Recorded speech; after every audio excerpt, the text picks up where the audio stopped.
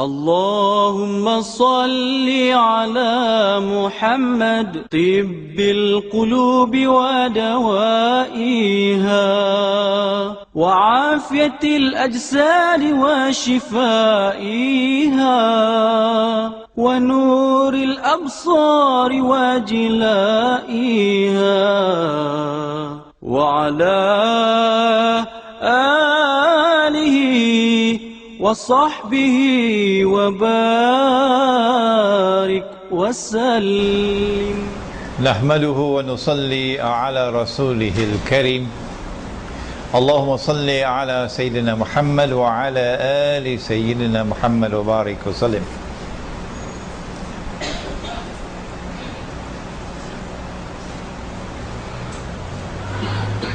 To the organizers here at Urban Village in Bangsa in Kuala Lumpur of this lecture on Dajjal and symbolism. And brothers and sisters, sons and daughters, Assalamu alaikum wa rahmatullahi wa barakatuh. We are small in numbers tonight, but thanks to modern technology, inshallah we'll be able to reach much larger numbers in different parts of the world, inshallah, for a lecture that is on a topic that is very important: Dajjal and symbolism. What is a symbol? It is language that is not convey its meaning plainly. Language that represents something else and therefore has to be interpreted. In the Quran, Allah subhanahu wa ta'ala utilizes symbolism. For example, a prophet of Allah, Yusuf alayhi salam, had a dream in which he saw the sun, the moon and 11 stars. We have a gathering of artists and others here tonight, so they're probably imagining already the sun, the moon, 11 stars. What can I do with that? And these were symbols.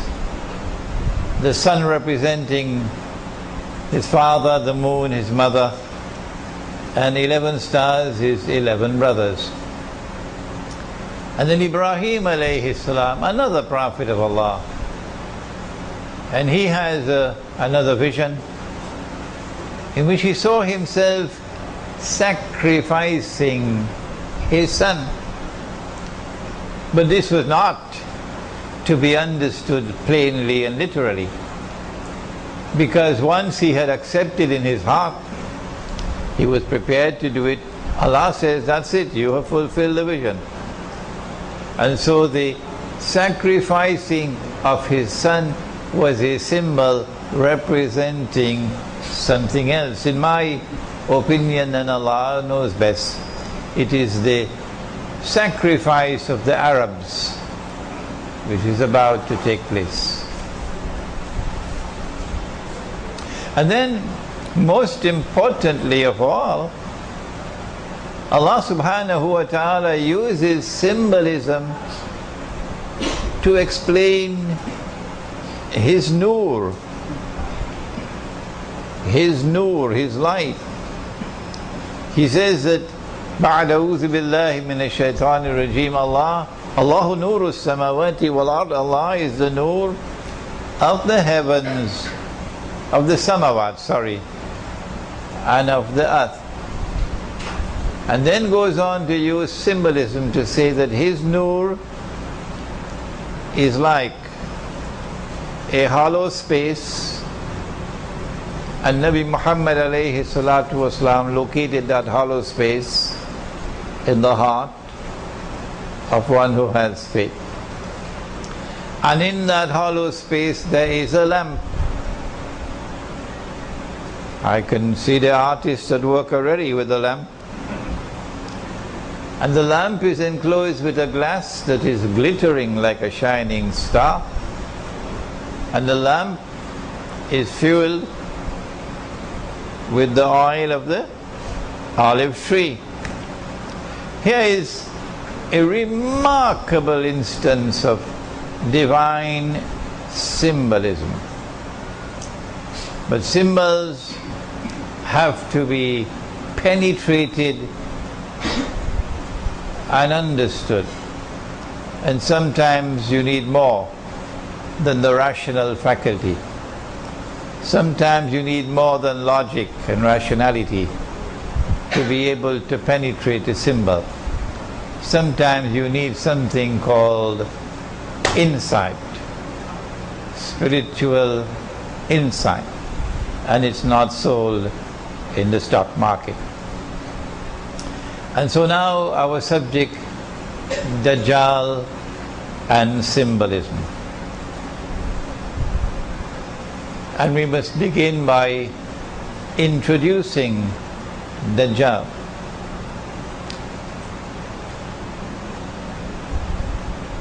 Nabi Muhammad alayhi salatu wasalam spoke about the historical process culminating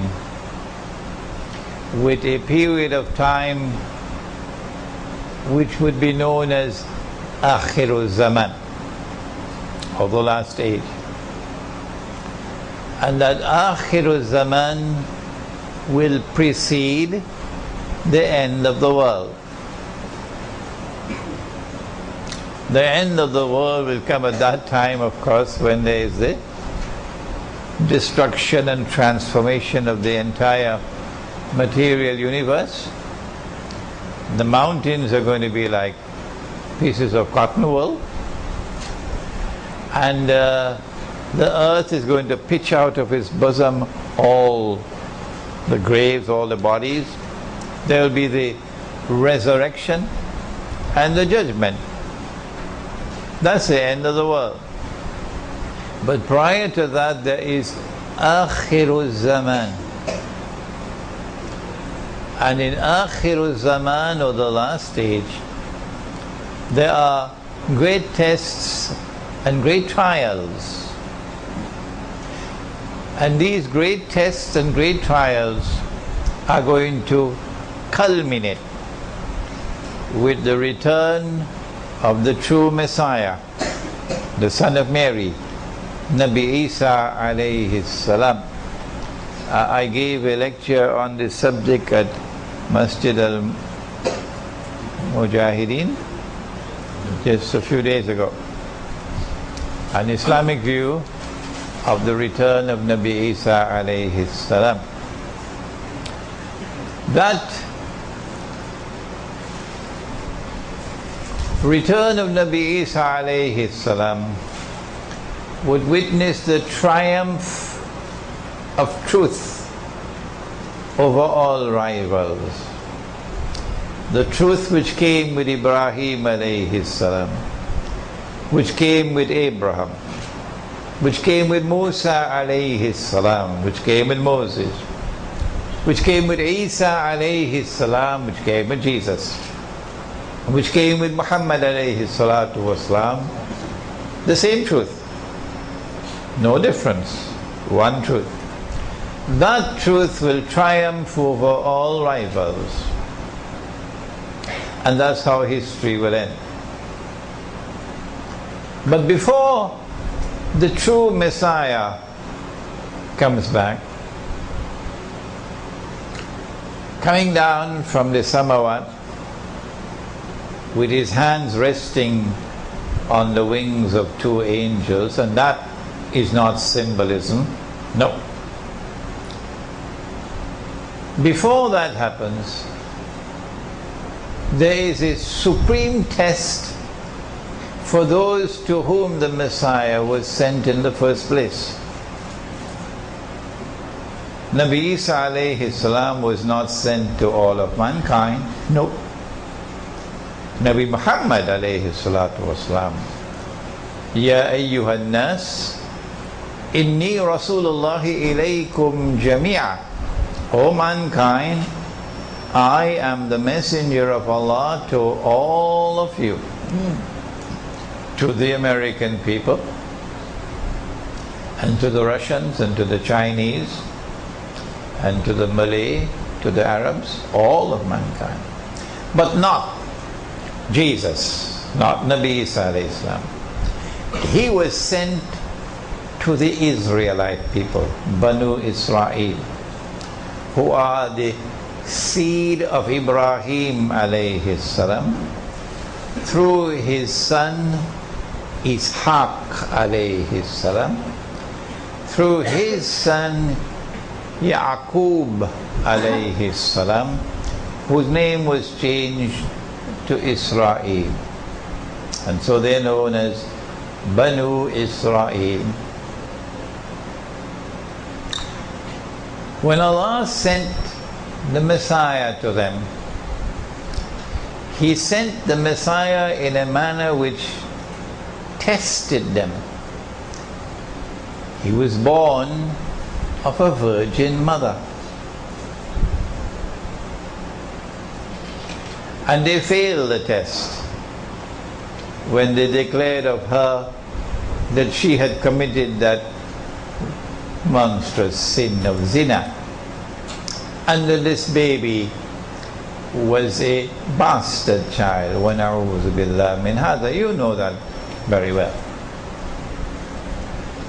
And then when the baby grew up to be a young boy, and he then performed miracles which they, the rabbis, could not, although they claim to be the elite of mankind, they have a special status with Allah. And yet this little boy would take mud and shape it in the form of birds, and then blow into them, and then by Allah's leave they become living birds and fly away. This put them to great embarrassment, because they said he's a bastard. His life is now in danger. So he had to be taken out of the Holy Land. And he spent all his life until he became an adult. And then as an adult he came back to the Holy Land and proclaimed himself, I am the Messiah. Every Israelite knows the subject of the Messiah. The Messiah is not only a prophet of Banu Israel, but he's more than that. He's a special prophet. He's a prophet who will bring back for the Israelites the golden age, when they rule the world, holy Israel, in the time of the Prophet Dawood alayhi salam and Sulaiman alayhi salam. Israel became the ruling state in the world. And subsequently, because they violated the covenant with Allah, Allah destroyed holy Israel, caused the masjid or temple to be destroyed, and had them expelled from the Holy Land.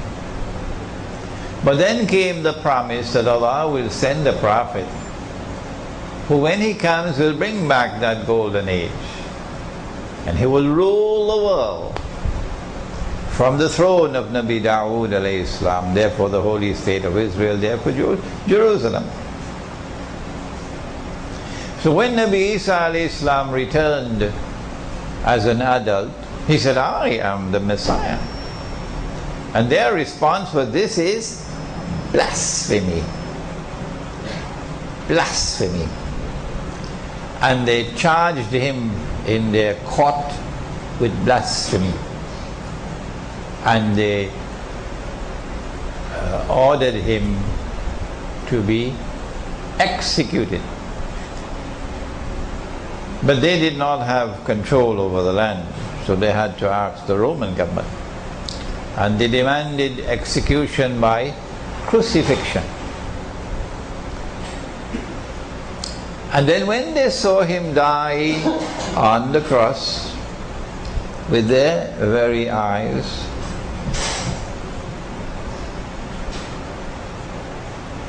they concluded, they were now convinced beyond the shadow of a doubt, he could not have been the Messiah. Why? He is dead. He never ruled the world. The golden age never came back. The Holy Land is still under Roman rule. He could not have been the Messiah. And so they're now celebrating. And the language used in the Quran shows that they were also filled with sarcasm. Sarcasm. وَقَوْلِهِمْ إِنَّا قَتَلْنَا الْمَسِيحَ عِيسَى بْنَ مَرْيَمَ رَسُولَ اللَّهِ. We've killed him, the Messiah, the son of Mary, the messenger of Allah. This is sarcasm because they didn't believe that. So after they saw him die on the cross, they're now waiting for the Messiah to come. Because they know that Allah is not like, you know who, Washington. When Allah gives His word, He keeps His word. So they're waiting for the Messiah to come. They're still waiting. I lived in New York for 10 years. And I was meeting the Jews and the rabbis when I was in New York. So I know they're still waiting. What they did not know, and what no one knew until the Quran came down, was that no, they did not kill him. They did not succeed in killing him. They did not crucify him, meaning they did not succeed in crucifying him. Rather, وَلَكِنْ شُبِّهَ لَهُمْ, Allah made it appear that that was what happened. And some of you with a taste for it may want to delve into the Quran to find out what really happened. But what is important for us tonight is that Allah made it appear like that. And Allah then raised him into the samawat. Don't say heaven, samawat. The same samawat into which Nabi Muhammad alayhi salatu wasalam was taken in the Isra and Mi'raj. So he never experienced something called wafatul maut. What is wafatul maut? It is when Allah takes the soul and does not return it. That is wafatul maut. Can Allah take the soul and send it back? Yes. How do you think you are here tonight? Yes, of course. In Surah Al-Zumar, Allah says that He takes the souls while you are sleeping. You do sleep sometimes, don't you? Allah takes the souls while you are sleeping. And then for those for whom maut is written, He keeps the soul. وَيُرْسِلُ الْأُخْرَى إِلَى أَجَلٍ مُسَمَّى. But for those for whom maut is not written, He sends the souls back for a prescribed period of time. So that is precisely what happened in the case of Nabi Isa alayhi salam. I totally and completely and absolutely reject the theory of substitution. That Allah, wa na'udhu billah min hadha, wa na'udhu billah min hadha, wa na'udhu billah min hadha, caused someone else to assume the appearance of Nabi Isa alayhi salam. And that innocent man was executed, crucified. No. But they didn't know but he's still alive. They didn't know that Allah has raised him. And so they're waiting for the Messiah to come. Nabi Muhammad alayhi salatu wasalam informed us some 600 years later that Allah had created a being and programmed that being to impersonate the Messiah, to pretend to be the Messiah, impersonate. And so he was called Al-Masih al-Dajjal. Dajjal, the false Messiah. And when he comes, when Allah releases him, this is the mission that he will have to pursue in Akhir Zaman. To try to deceive the Israelite people, deceive the Jews into embracing him and accepting him as the Messiah. In order for him to do that, he'll have to rule the world. And of course, ruling the world does not mean ruling every square inch of KLCC. Ruling the world means establishing a rule which cannot be rivaled, cannot be successfully challenged by anyone else. That's ruling the world. In order for him to rule the world from Holy Israel, from Jerusalem, he'll have to do a number of things. And I explained that 10 years ago in this book. Some of you may have already read the book. No. You already have the book at home, but you didn't get the time to read it as yet. Jerusalem in the Quran. It explains this subject.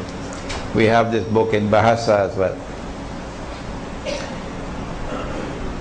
In order for him to establish his rule over the world from Holy Israel, from Jerusalem, here's what he'll have to do. Number one, he'll have to liberate the Holy Land for the Jews.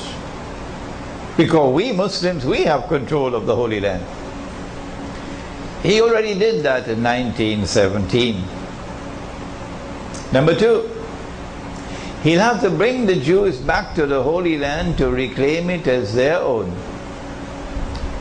2,000 years after Allah had expelled them from the Holy Land and cut them up into bits and pieces and scattered them all over the world.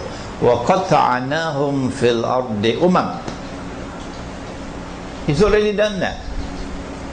The Jews are back in the Holy Land and they've reclaimed it as their own, while we were drinking teh tarik, eating roti canai. Number three, he will have to restore a state of Israel in the Holy Land. These are all logical deductions, so don't ask me where's the hadith. Please, these are logical deductions. He will have to restore a state of Israel in the Holy Land and get the Jews to believe that this is Holy Israel, when in fact it would not. It would be an impostor. And number four, which is about to occur, it's around the corner.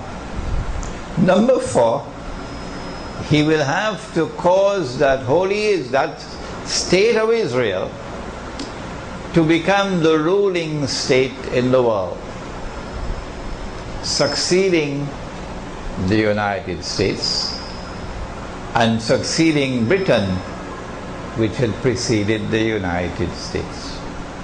That is about to occur. We are now located on the brink of a series of wars which will culminate with what the Prophet called al-malhama, the Great War. And that Great War will make the First World War and the Second World War look like peanuts. Because it's going to be nuclear war. And most of mankind are going to die. Only few will survive. That's the malhama. So Israel won't have to rule over 6 billion people. Oh no. There'll be much less. A more manageable number of people will be on the face of the earth at that time. It is only when Israel succeeds the United States as the ruling state in the world. And of course, for that, you got to bring down the US dollar. US dollar is about to collapse.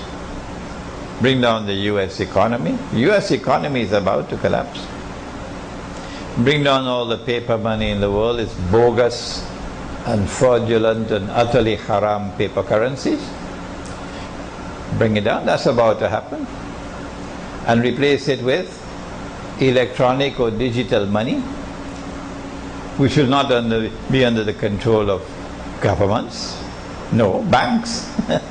Banks are going to control electronic and digital money. And the banking system around the world is one system. You cannot be a bank in that system unless you conform to the rules of the system. And who controls the banking system in the world? The Zionists.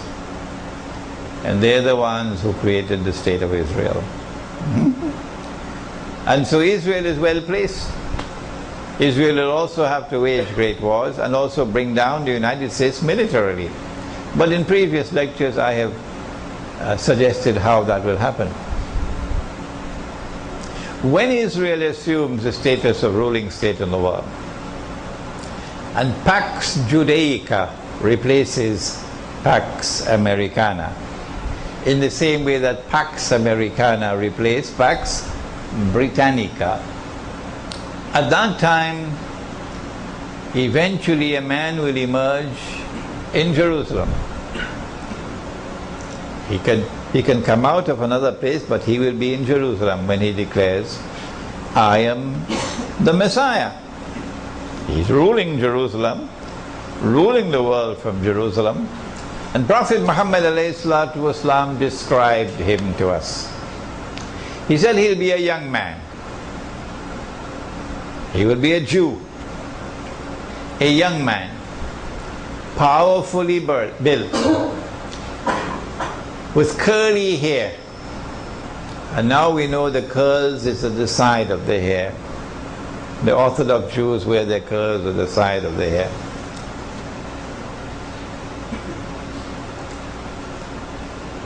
This man will declare, I am the Messiah.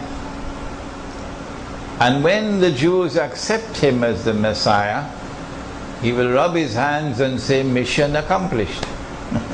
Mission accomplished. By my calculation, and of course I can be wrong, by my calculation, we are probably about 25-30 years away from that now. And I have spent a long time in the study of this subject. Ilmu Akhiru Zaman, or Islamic eschatology. I have written more books on this subject perhaps than anyone in English in the modern age. So we are probably about 25-30 years away from that moment when Dajjal will declare, I am the Messiah. They will accept him as the Messiah, but we will know, no, he's not the Messiah. He is the man that Prophet Muhammad ﷺ told us about. He is Dajjal, the false Messiah.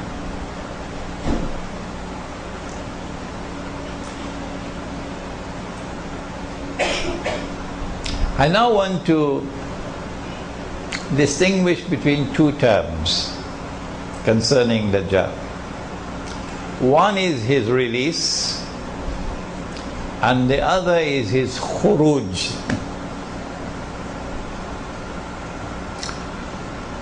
Nabi Muhammad alayhi salatu wasalam is in Medina,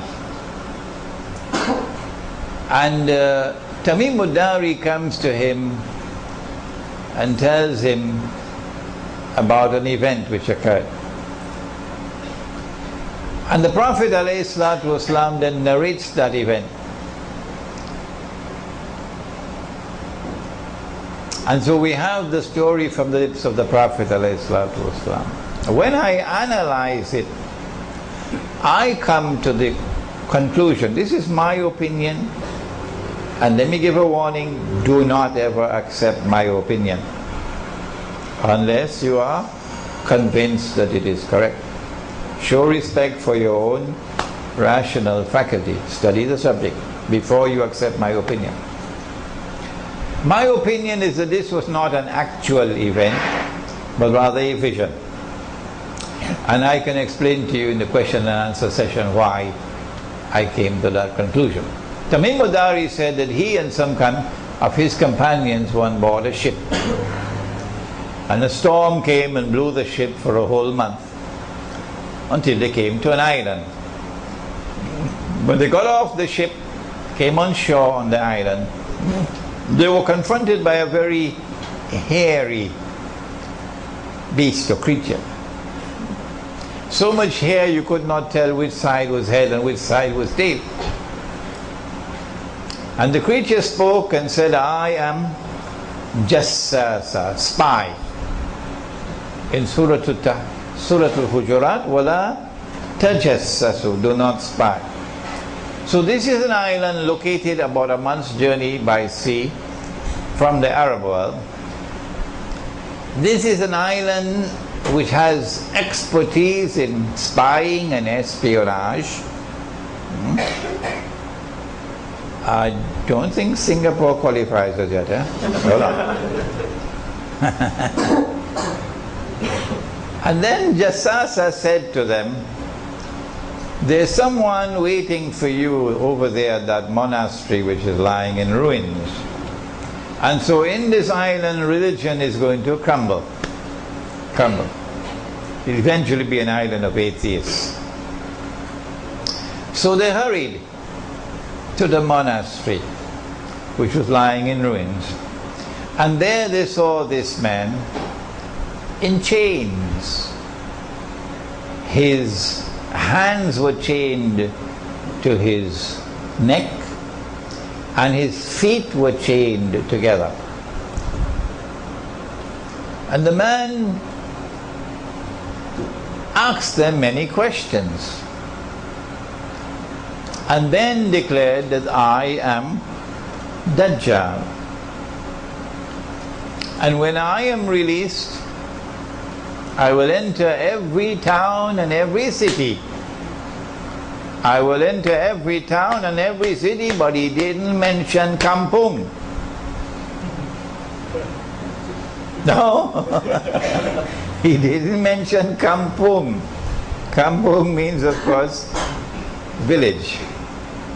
And I am here in an urban village here tonight. Yes. So, up to that moment in Medina, Dajjal was still in chains. This must have been perhaps in the 2nd or 3rd year after the Hijrah. Up to this moment, Dajjal is still in chains. He has not as yet been released. But sometime later, Nabi Muhammad alayhi salatu wasalam suspected a Jewish boy to be Dajjal, because Dajjal is going to be a Jew and he could be a young man. And the Prophet ﷺ went to question the boy. The boy was rather impertinent in his answers. And Umar radiallahu ta'ala anhu got angry. He said, "O Messenger of Allah, give me permission." I cut off his head. No, said the Prophet alayhi salatu wasalam. If he is Dajjal, you cannot kill him, implying, listen carefully, implying that the possibility exists that he can be Dajjal. Let me repeat that. If he is Dajjal, you cannot kill him, implying that the possibility exists that he can be Dajjal. But that possibility can only exist if Dajjal has been released. In consequence of which we know that we are given indirectly the information of the release of Dajjal in this event. And if he is not Dajjal, it would be sinful to kill him. And so we conclude that Dajjal was released in the lifetime of the Prophet sallallahu alaihi wasallam.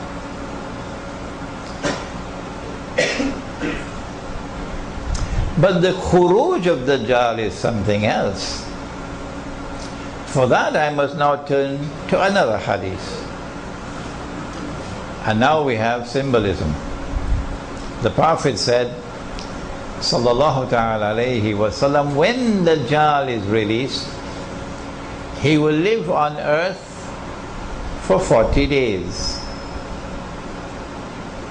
One day like a year, one day like a month, one day like a week, and all his days, meaning all the rest of his days, like your days.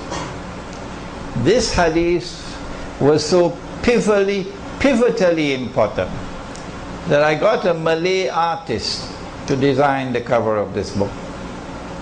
And you see three blue circles. The circle at the top represents a day like a year. The middle circle, a day like a month. And the circle at the bottom, a day like a week. A day like a year is different from a day which is like our day. I mean, you need only 5 ringgits worth of intelligence to understand that. A day like a year is different from a day which is like our day. It is only when Dajjal is in a day which is like our day, in our world of space and time, only then can we see him. But when he is in another world of space and time, can we see him? No. Are there angels in this village, urban village? Oh yes. Can you see them? No, you can't. Are there jinn in the urban village? Yes, there are. Can you see them? No, you cannot. So they are here with us. But because they are not in our world of space and time, we can't see them. How many worlds of space and time are there? Oh, everybody knows there are 7 samawats. Everybody knows that. You were taught that when you were children. 7 samawats, 7 worlds of space and time. And so Dajjal is in other worlds of space and time, but here, in the first stage and the second stage and the third stage of his mission. It is only when he completes the third stage, a day like a week, only then would he enter into our world of space and time.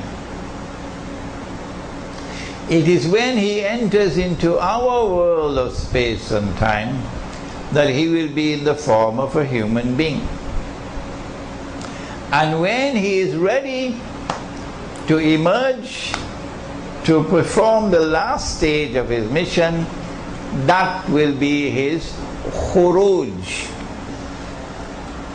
Nabi Muhammad alayhi salatu wasalam said in a hadith recorded in the Sunan of Abi Dawood,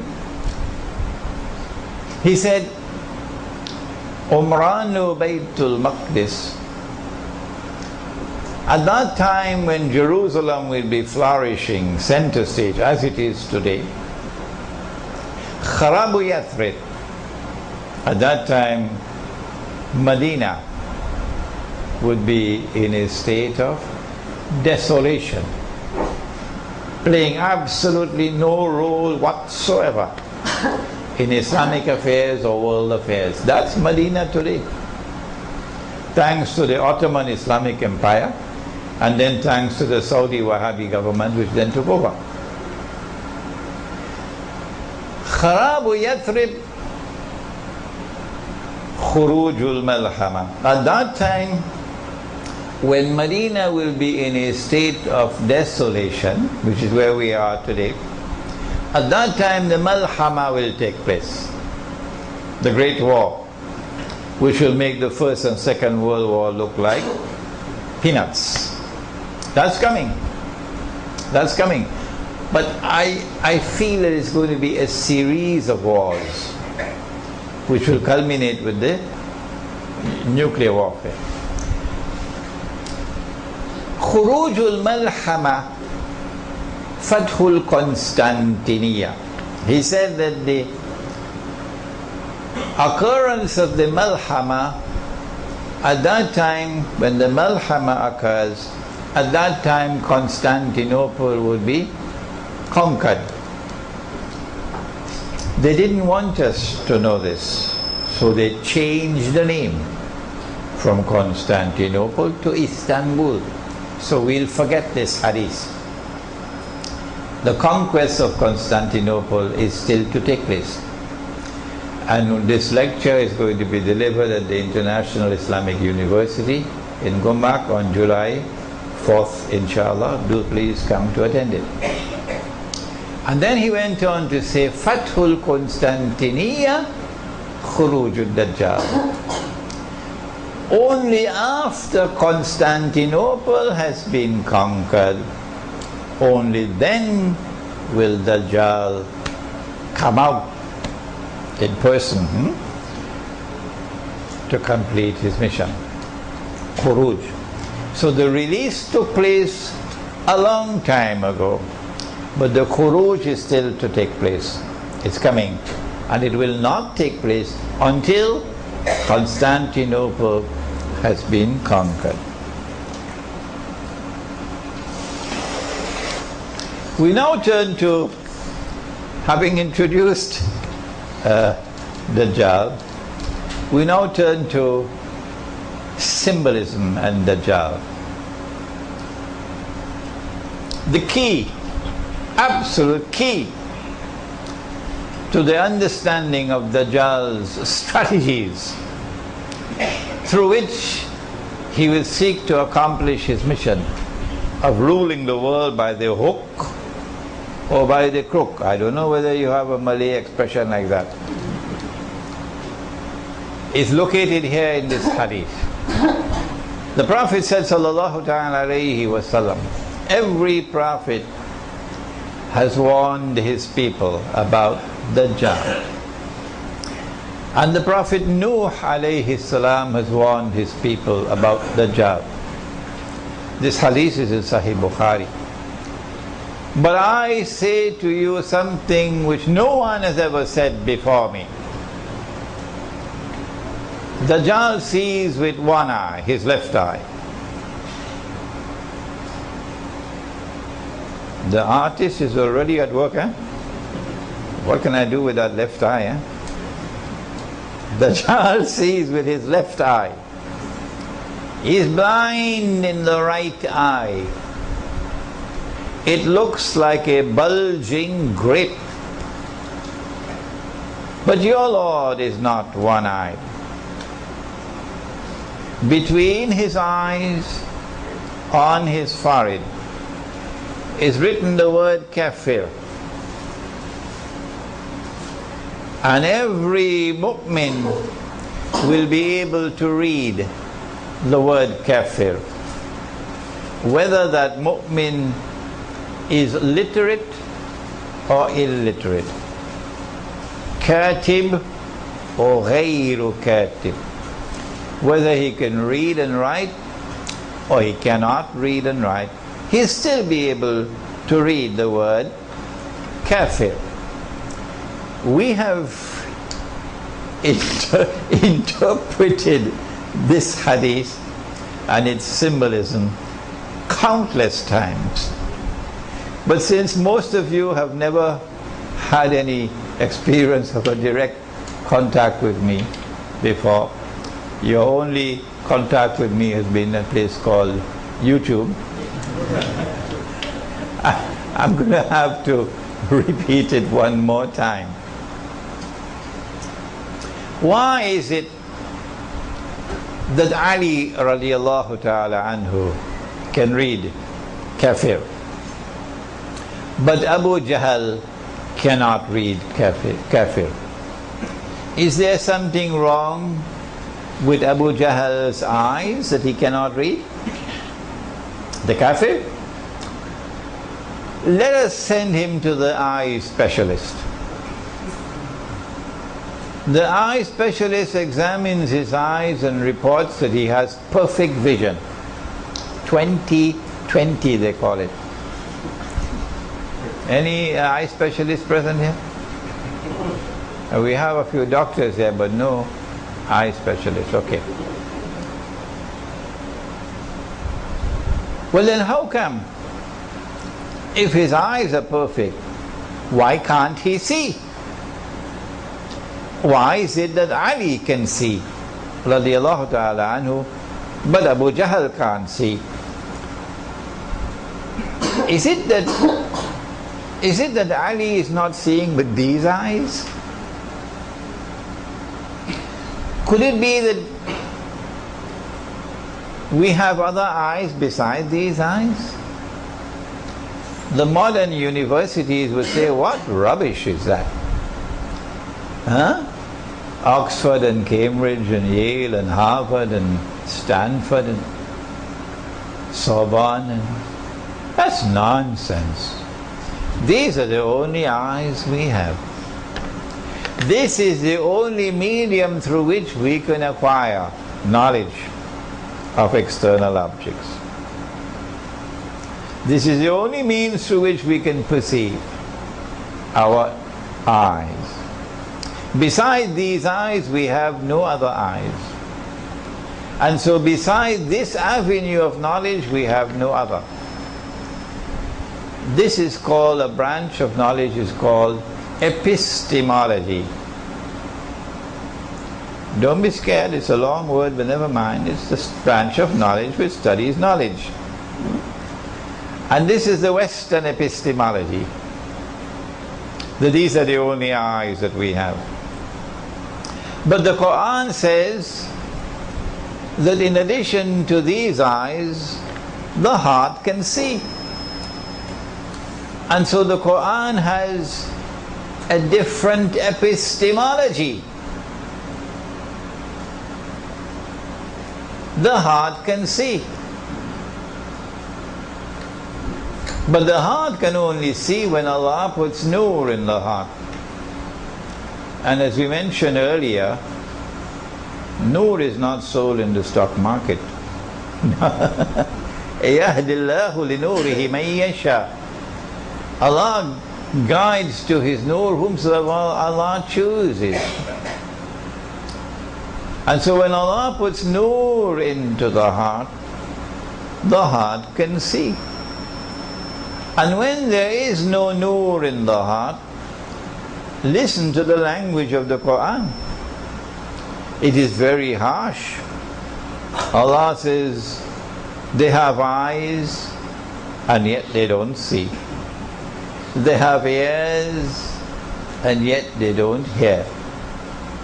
They have hearts and yet they don't understand. أُولَئِكَ كَالْأَنْعَامِ. They're just like cattle. That's harsh language. بَلْ هُمْ أَضَلُّ. Rather, they're worse than cattle. They're more misguided than cattle. A people who have eyes and yet cannot see. And so now we can conclude, at least I conclude, you will have to make up your mind, that when Dajjal sees with his left eye, Dajjal is seeing with external sight. And when Dajjal is blind in the right eye, the blind right eye symbolizes internal blindness. This is my interpretation. You do not have to accept it. You must first be convinced that it is correct before you accept it. Let me warn you one more time.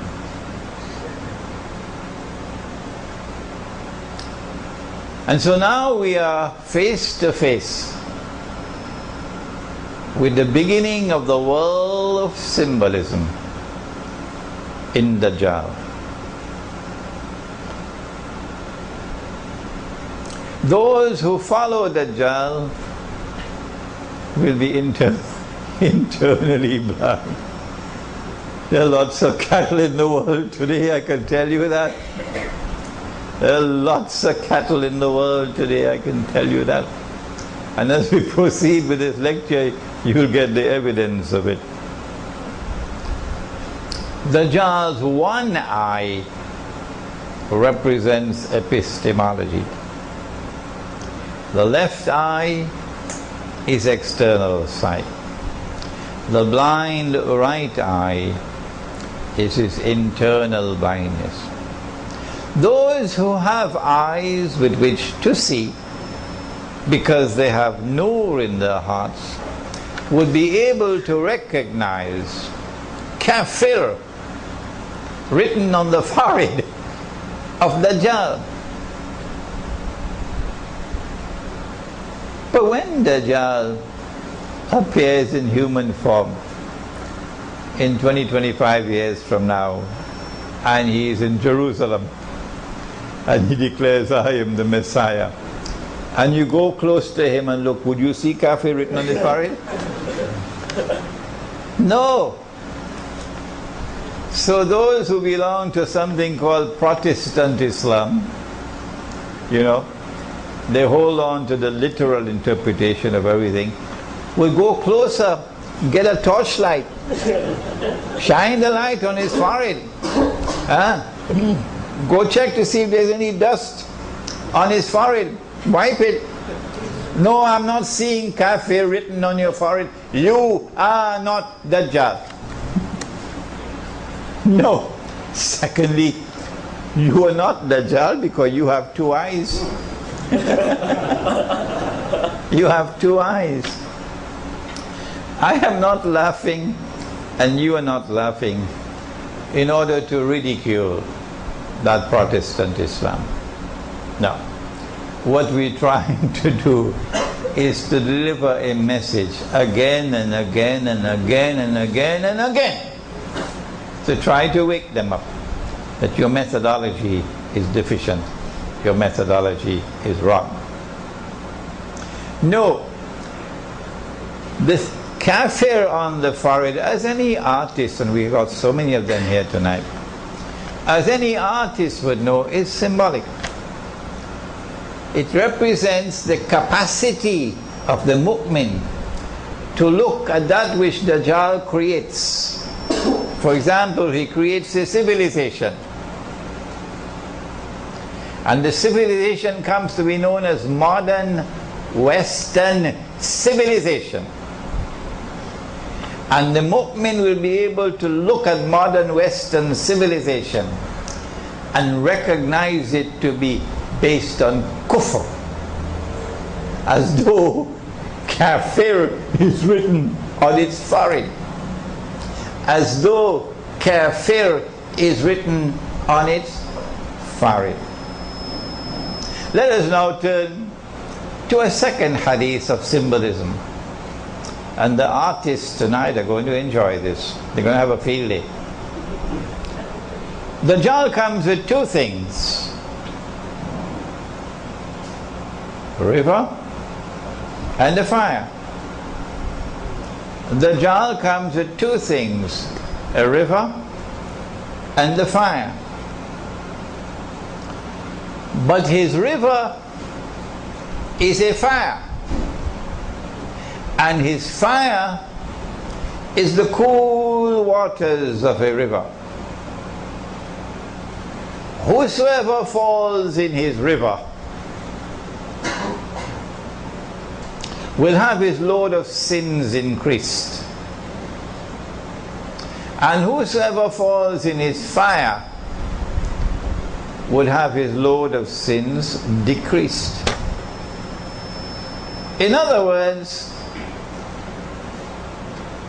the river symbolizes Jannah, the fire symbolizes Jahannam. The river symbolizes the road to a life of plenty, to a life of ease, to a life of leisure, and the fire symbolizes a life of hardship, of suffering. So the Dajjal takes the road to heaven, the road to joy and happiness and peace and pleasure, and he makes it look like the road to hell.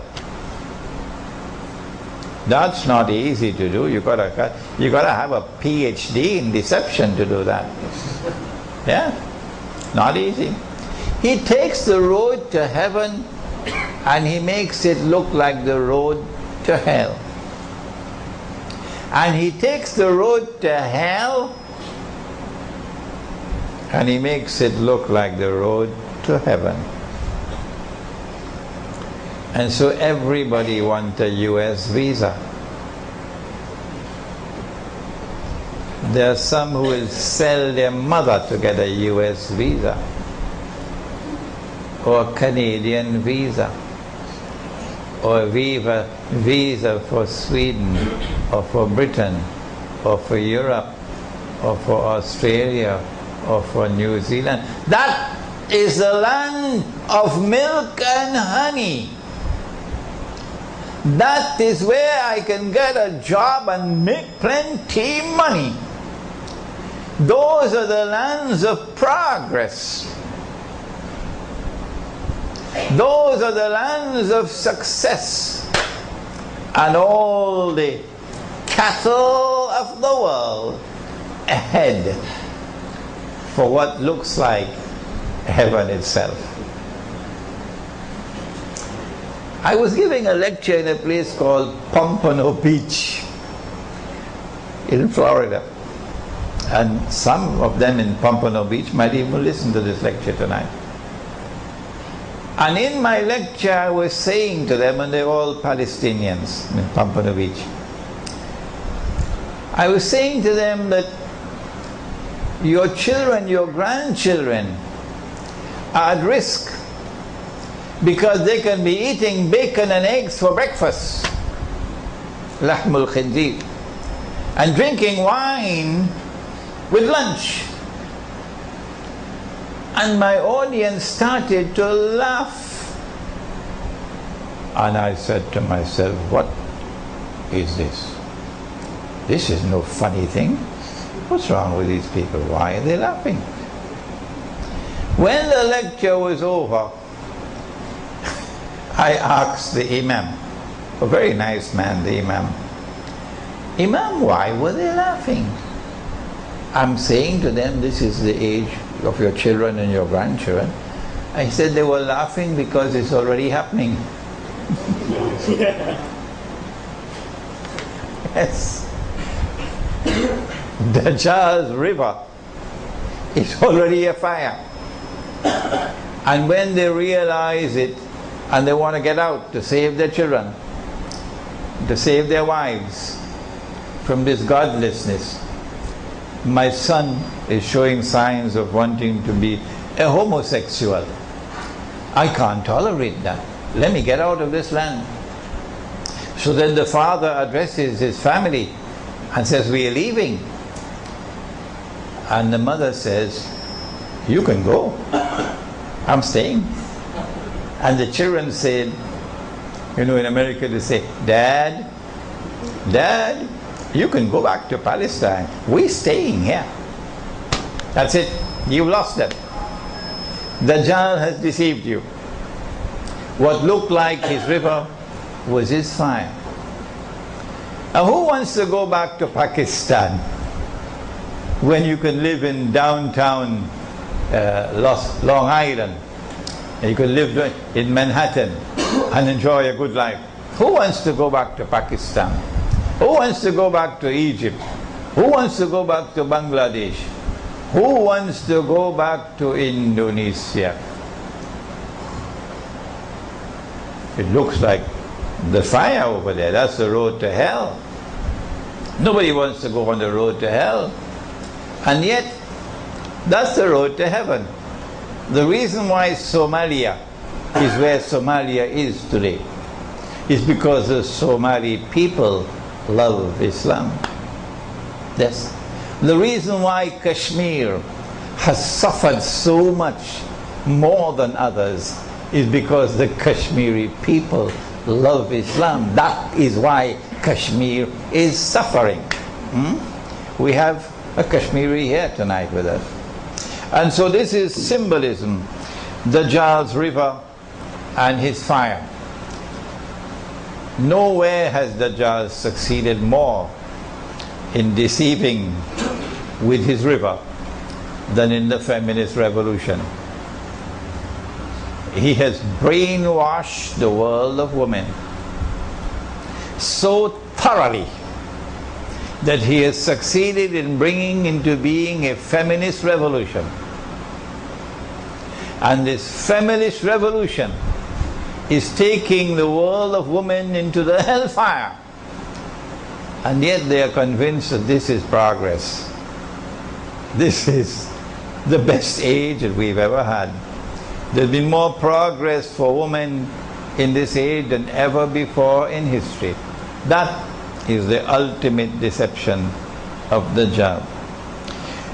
We now turn to another symbol, and I'm only touching the mountaintops. You're going to have to do the rest of the research on each one of these symbols. There's an entire lecture of mine on it, an Islamic view of the modern feminist revolution, Dajjal's modern feminist revolution. Dajjal will have a mountain of bread.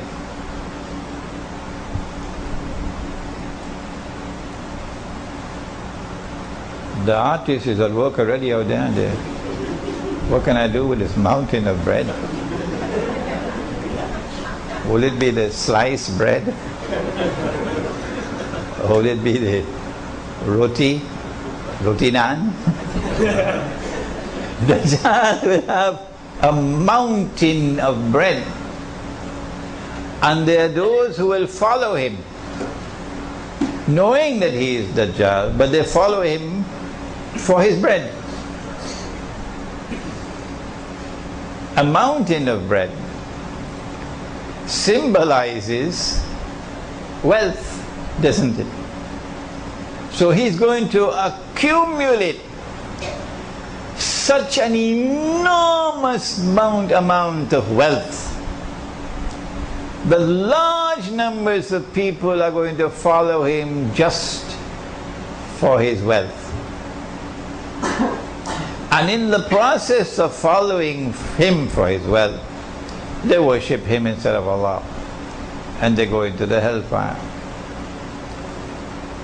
I wonder how is he going to accumulate all that wealth? The Prophet said, sallallahu ta'ala alayhi wasallam, that the age of Dajjal would be the age of kathratul riba, meaning that in the age of Dajjal there will be the prevalence of riba. What is riba? And how does riba deliver bread. Huh? Roti naan. How? I'll tell you how.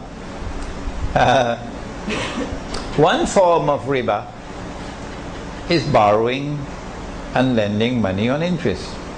Okay? The reason why Allah has prohibited borrowing and lending money on interest is given in the Quran. وَأَحَلَّ اللَّهُ الْبَيْعَ وَحَرَّمَ الرِّبَى. Allah has made business halal and He's made riba haram. And so a riba transaction is not a business transaction. Why not? Why not? A business transaction is one in which you can make a profit, or, come on, tell me, you can suffer a loss.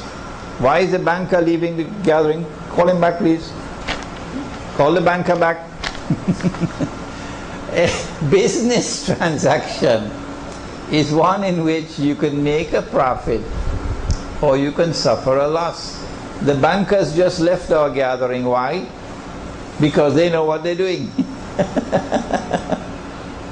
When you lend money on interest, you are immunized from loss. There is no way you can have loss. If there is a chance of loss, then there is a sister of riba called insurance to cover that loss. So Allah says this is haram. This is haram. Because this does not qualify as a business transaction. If you can only make profits and never suffer loss, then you're going to grow richer and richer and richer and richer.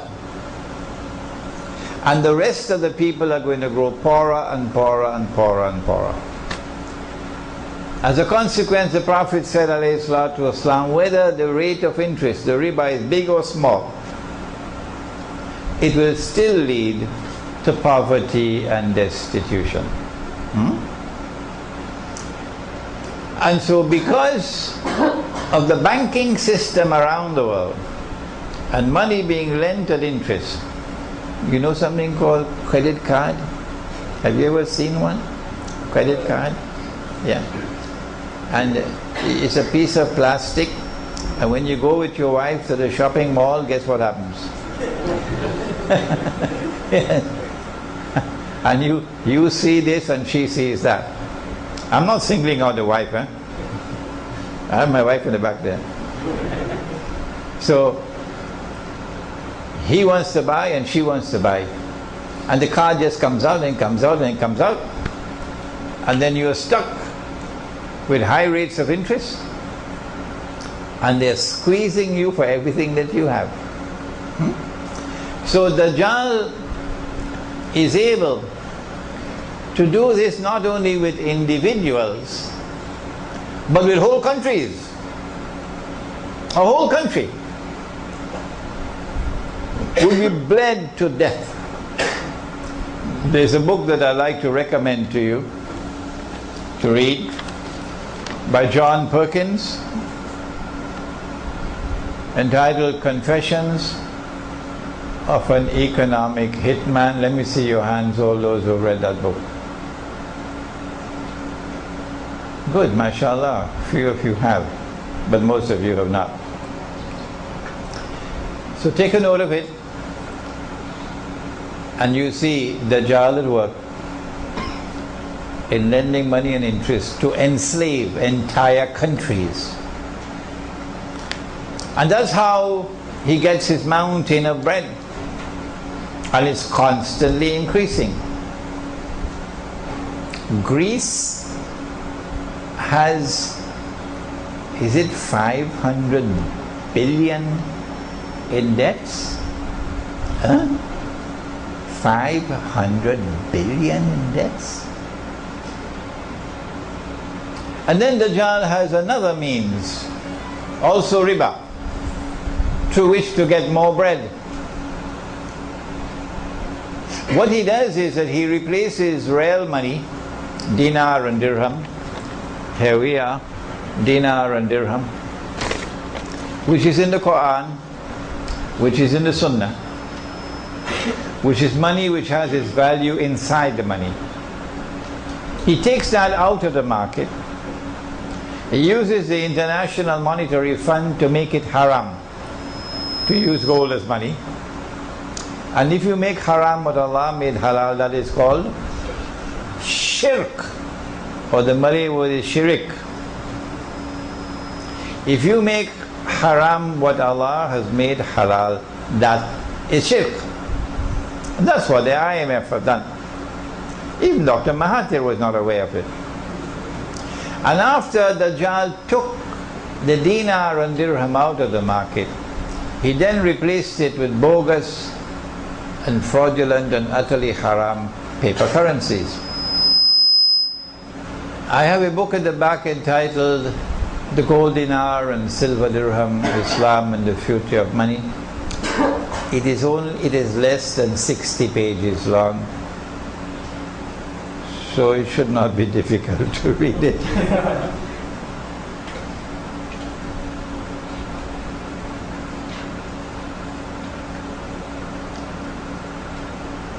Those who follow Dajjal, you know, the one that looks like the river, everybody wants a US visa. All that they have to do is to get a printing press and get paper and get ink, and they can print as much money as they want, and they can use that money to buy anything in the world they want to buy, free of charge. If there's anyone who wants to challenge me on that statement, I'll be delighted to take the challenge, because I've studied my subject. I know what I'm talking about. It's free.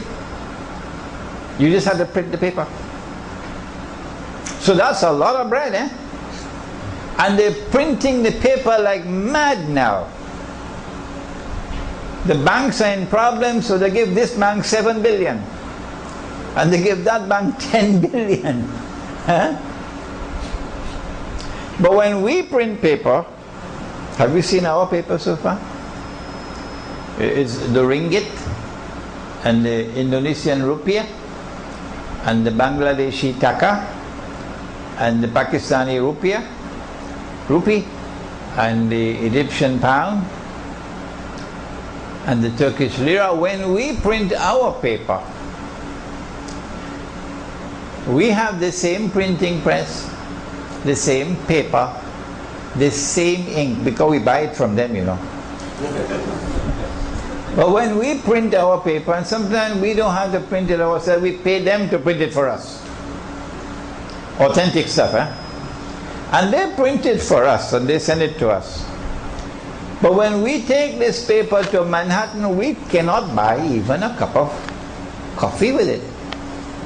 Huh? Not even kopio. It makes us look like a bunch of donkeys. The Dajjal has given us a monetary system which is unjust and is ripping us off, and so his mountain of bread is constantly increasing. Who is to be blamed for this? Answer: the one-eyed people who have eyes and yet cannot see. Amongst them, who have the greatest blame of all? Answer: the scholars of Islam. The scholars of Islam have failed miserably, colossally. And that is why we are in the mess in which we are now. And because I speak these words, there are so many masajid, they don't want Imran Hussein.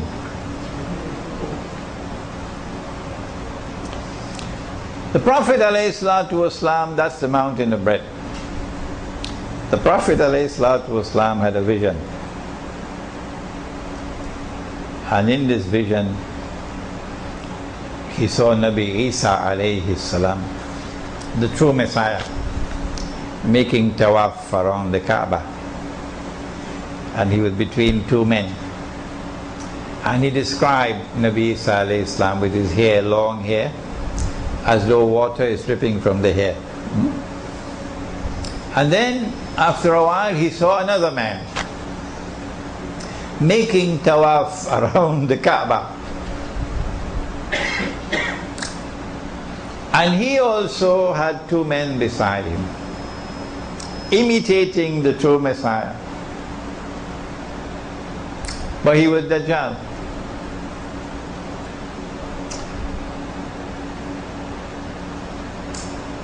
You got to put on your thinking cap now. What does a vision of Dajjal making tawaf around the Kaaba, what does it symbolize? Answer: 1400 years ago we knew that Mecca and Medina, the Haramain and the Hajj, will one day be under Dajjal's control. And that's where they are today. The Saudi Wahhabi rule over the Haramain and the Hajj today is on behalf of Dajjal. Saudi Arabia is now one of Israel's most strategic allies. And so we have important symbolism with which to help us explain our contemporary predicament. The Prophet said, sallallahu ta'ala alayhi wa sallam, that the earth would deliver its treasures to Dajjal. The earth would deliver its treasures to Dajjal.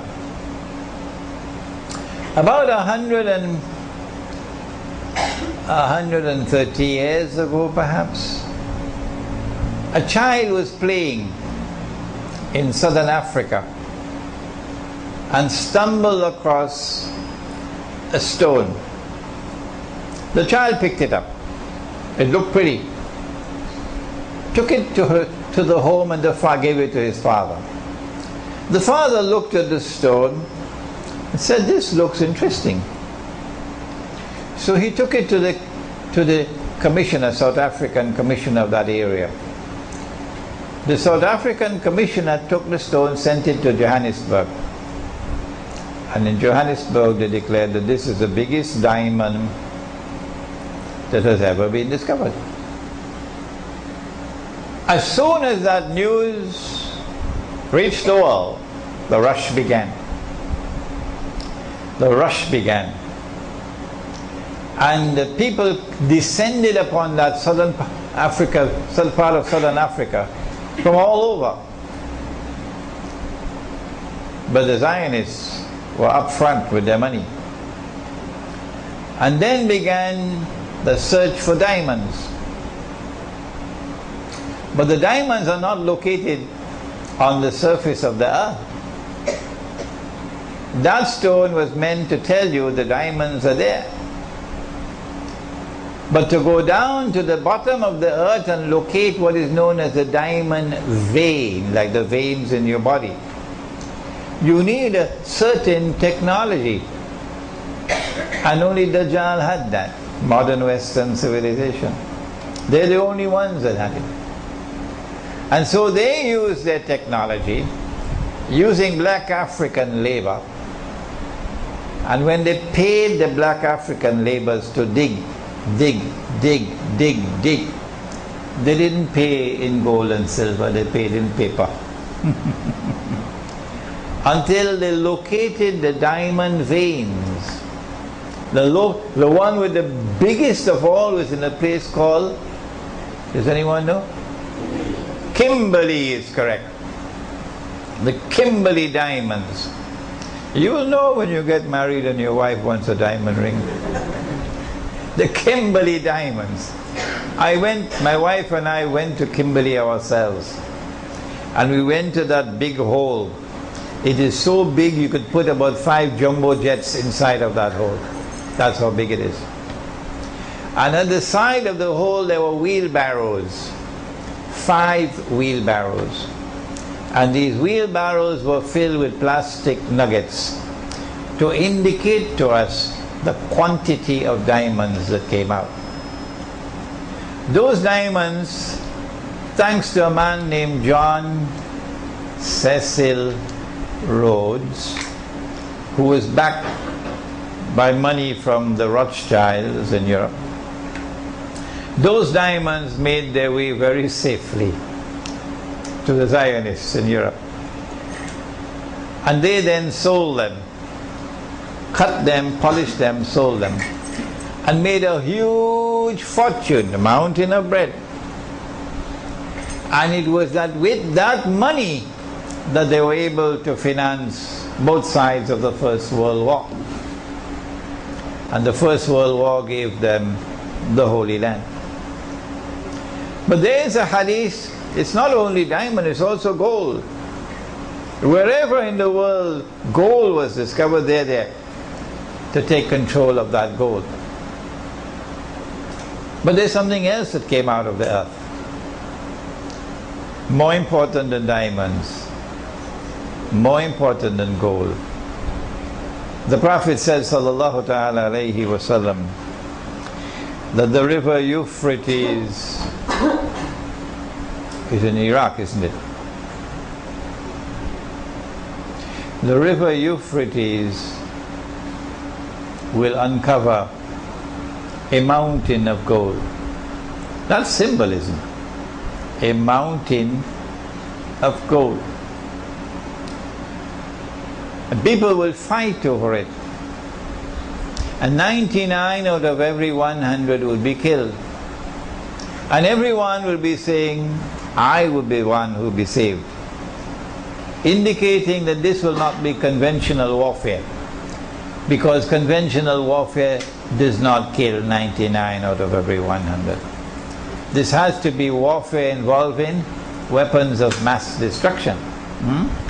And this will be a war in which no one will be certain that they would win.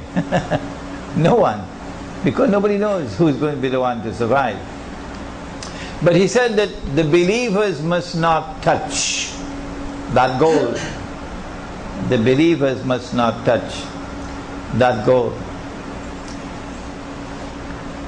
My understanding is that this is symbolism. And no mountain of gold is going to come out of the river. But rather that the mountain of gold has already come from underneath the river. Meaning that entire basin in which the mouth of the river Euphrates is located.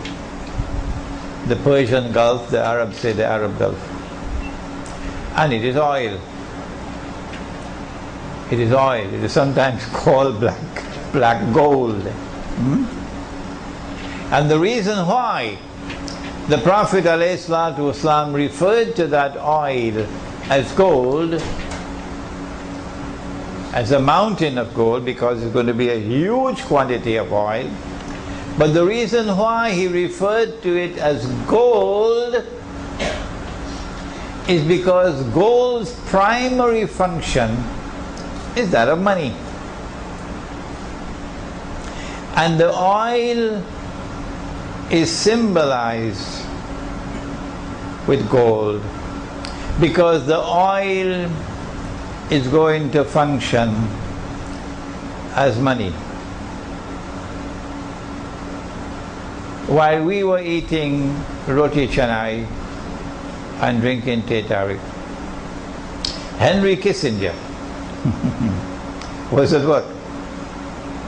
They knew that the war of 1973 was coming. They knew. And they were able to play both sides in that war because they had Sadat on their side. And they were able to bring a conclusion to that war that was advantageous to them, the Zionists. They knew perhaps that Faisal was going to impose an oil boycott, and they were happy. Probably they fed him with that idea. And when the oil boycott was enforced, it resulted in a 400% perhaps increase in the price of oil overnight. And within 1 week the US dollar collapsed by 400%, from 40 US dollars for 1 ounce of gold to 160 US for 1 ounce of gold. And so the Arabs opened their eyes. My gosh, our oil revenue has just increased by 400% because of the oil boycott. It was at that time that the United States sprang the trap.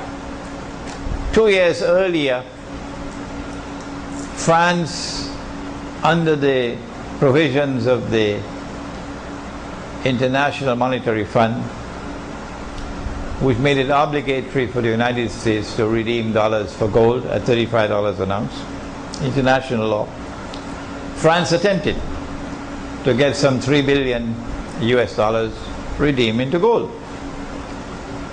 And Nixon then tore up the agreement and said, no, we're not going to do it. We gave our word, we don't have to keep our word.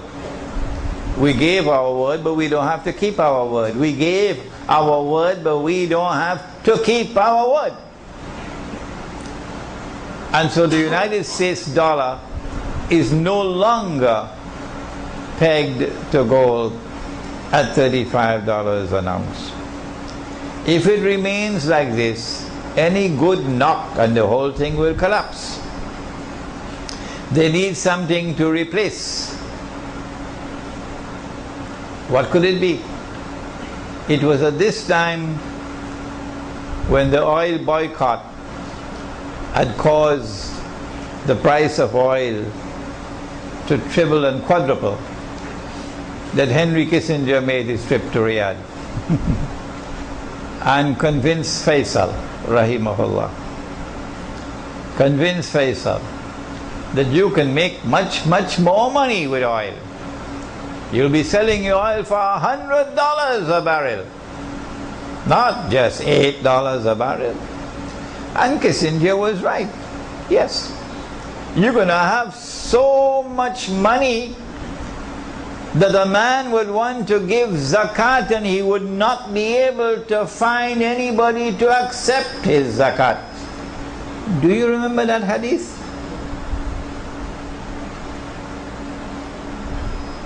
All that you have to do, King Faisal, all that you have to do is to sell your oil for US dollars. That's all. Sell your oil for US dollars, that's all. And get all the other Arab oil producing countries to do the same. And then get OPEC to adopt this position. And it succeeded. The Arabs now got a windfall with dollars flowing into their pockets, huge amounts of money. And when Israel wages her wars that are coming up, the amount of money flowing to the Arab oil producers is going to climb even more and more and more. Kissinger was correct. But in the process, the US dollar is now guaranteed. It cannot fail because it is backed by oil.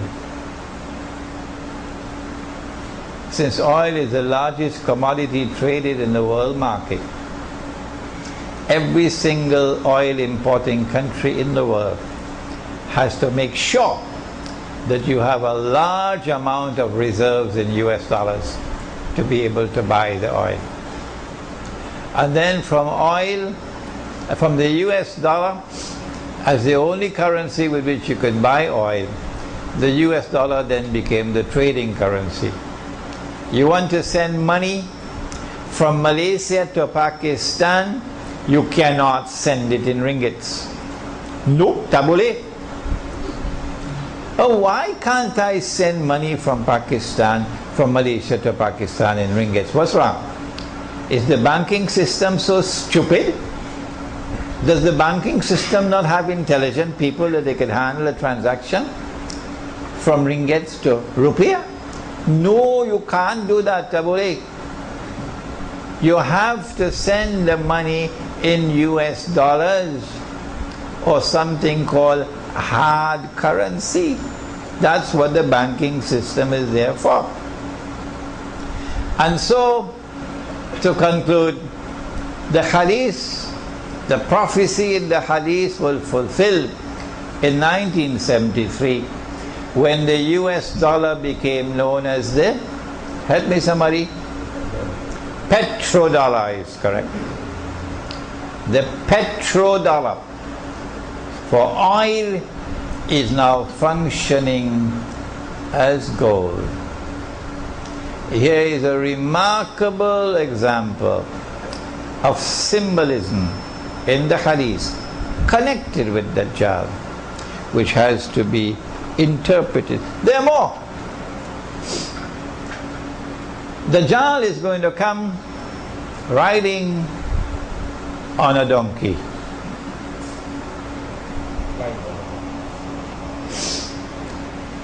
The donkey will travel as fast as the clouds. The donkey will have its two ears stretched out wide. A flying donkey with its ears stretched out wide?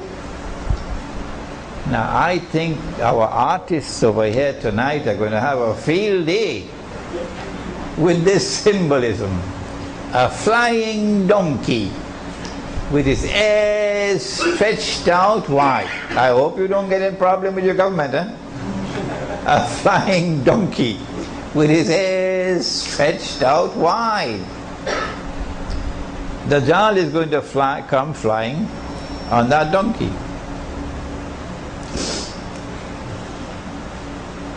I have interpreted the donkey to be already here. Yes. Whenever I come to Malaysia, I have to travel on that donkey. Yeah. I have to travel on that donkey every time I come to Malaysia. You can't get a ship anymore. No, they stopped them. They're only cruise liners now, and you have to spend thousands of dollars. Only the rich travel by ship now. The rest of us, we have to use the flying donkey. And so, Dajjal controls the sky.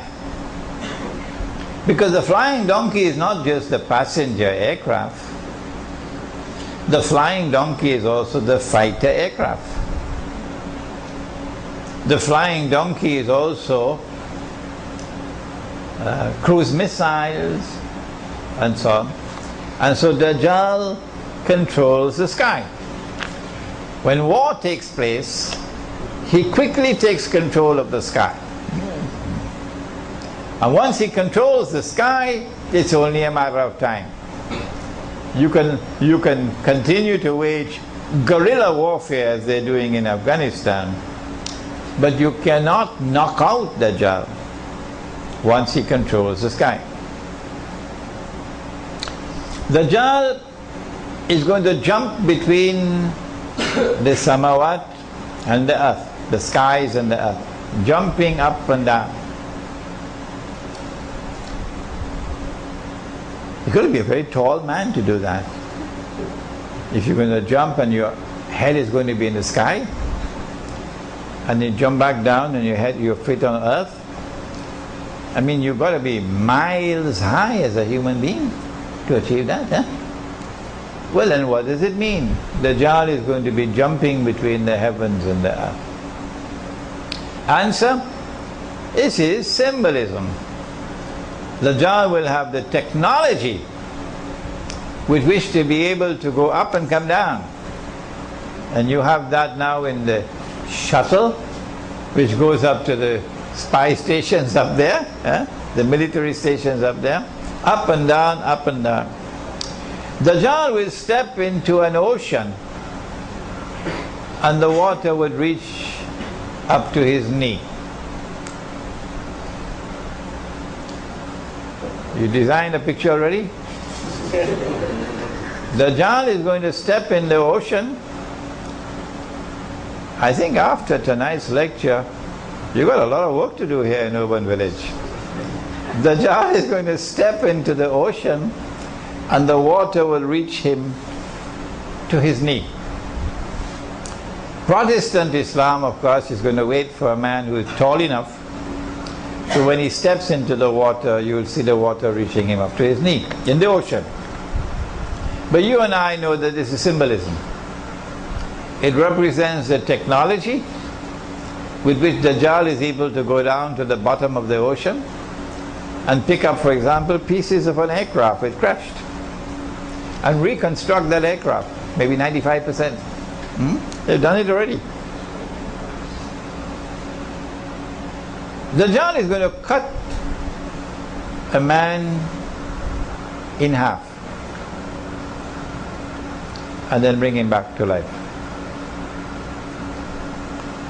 So tomorrow when Dajjal is in Jerusalem and he declares, I am the Messiah, Protestant Islam is going to tell him, come on, cut a man in half and bring him back to life. Let's see if you're Dajjal.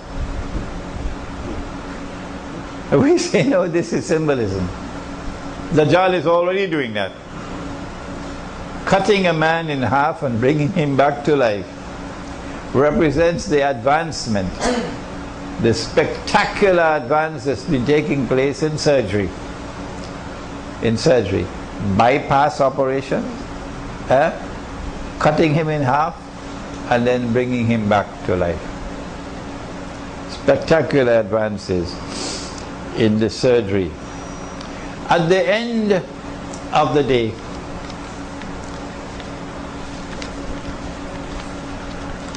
the Prophet said, alayhi salatu wasalam, Dajjal is going to attack Medina.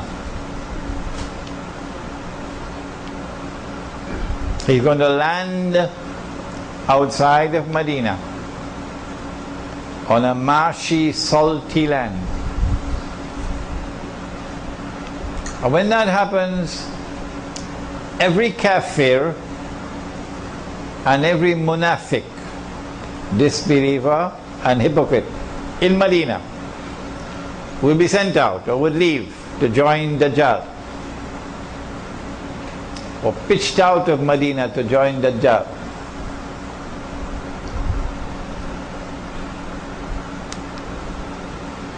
But Dajjal will not be able to attack Medina because the angels are going to guard Medina. On that day when the Israeli army lands outside of Medina,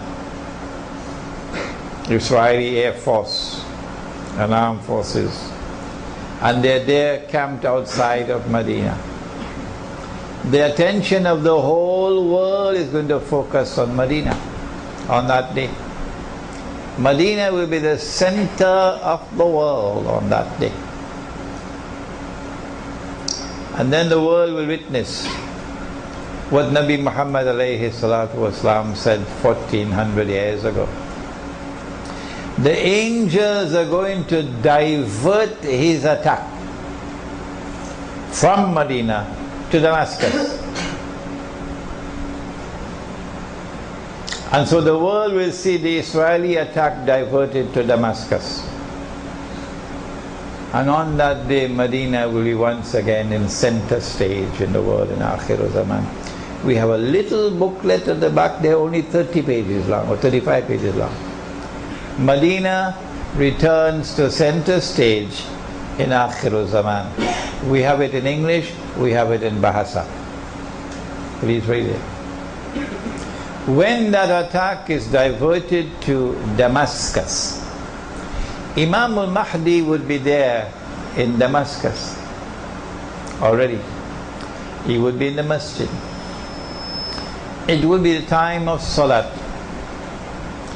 The masjid will have gates around it, barricading it, indicating a state of great insecurity, anarchy, great violence. So the masjid is barricaded. And as the people are about to perform the salat, perhaps salat al-fajr, and the imam is about to lead them in salat, Imam al-Mahdi, alayhi salam, at that moment, Dajjal will be outside, waiting.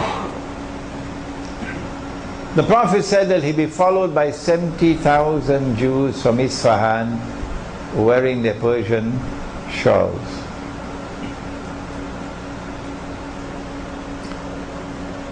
It is at that moment, and not before, that Nabi Isa alayhi salam would return. Not a moment before. The attack on Medina has to take place. Israeli forces have to be outside of Medina. The angels have to divert the attack to Damascus. We have all of this detailed information. What are we doing with it? These are events that are going to be occurring soon. Another maybe 15, 20, 25 years from now. At that time, Nabi Isa alayhi salam will be sent back, coming down from the sky with his hands resting on the wings of two angels. As he comes down in the masjid, the imam will see him, and the imam will recognize him, and the imam will say, "This is Nabi Isa alayhi salam." He would then invite Nabi Isa alayhi salam to lead the salat. And Nabi Isa alayhi salam would say, "No, you've been appointed as imam, you go ahead and perform the salat." And he, Nabi Isa alayhi salam, will join in the saf and perform salat the way we perform salat as taught by Nabi Muhammad alayhi salatu wasalam. So the Sharia that came with Nabi Muhammad alayhi salatu wasalam would be recognized by Nabi Isa alayhi salam and followed. After the salat is over, then Nabi Isa alayhi salam would order, "Open the gates," because the gates are locked. And as the gates are opened and he comes out, Dajjal sees him. And the Prophet said that when Dajjal sees Nabi Isa alayhi salam, Dajjal is going to melt like salt melts in water,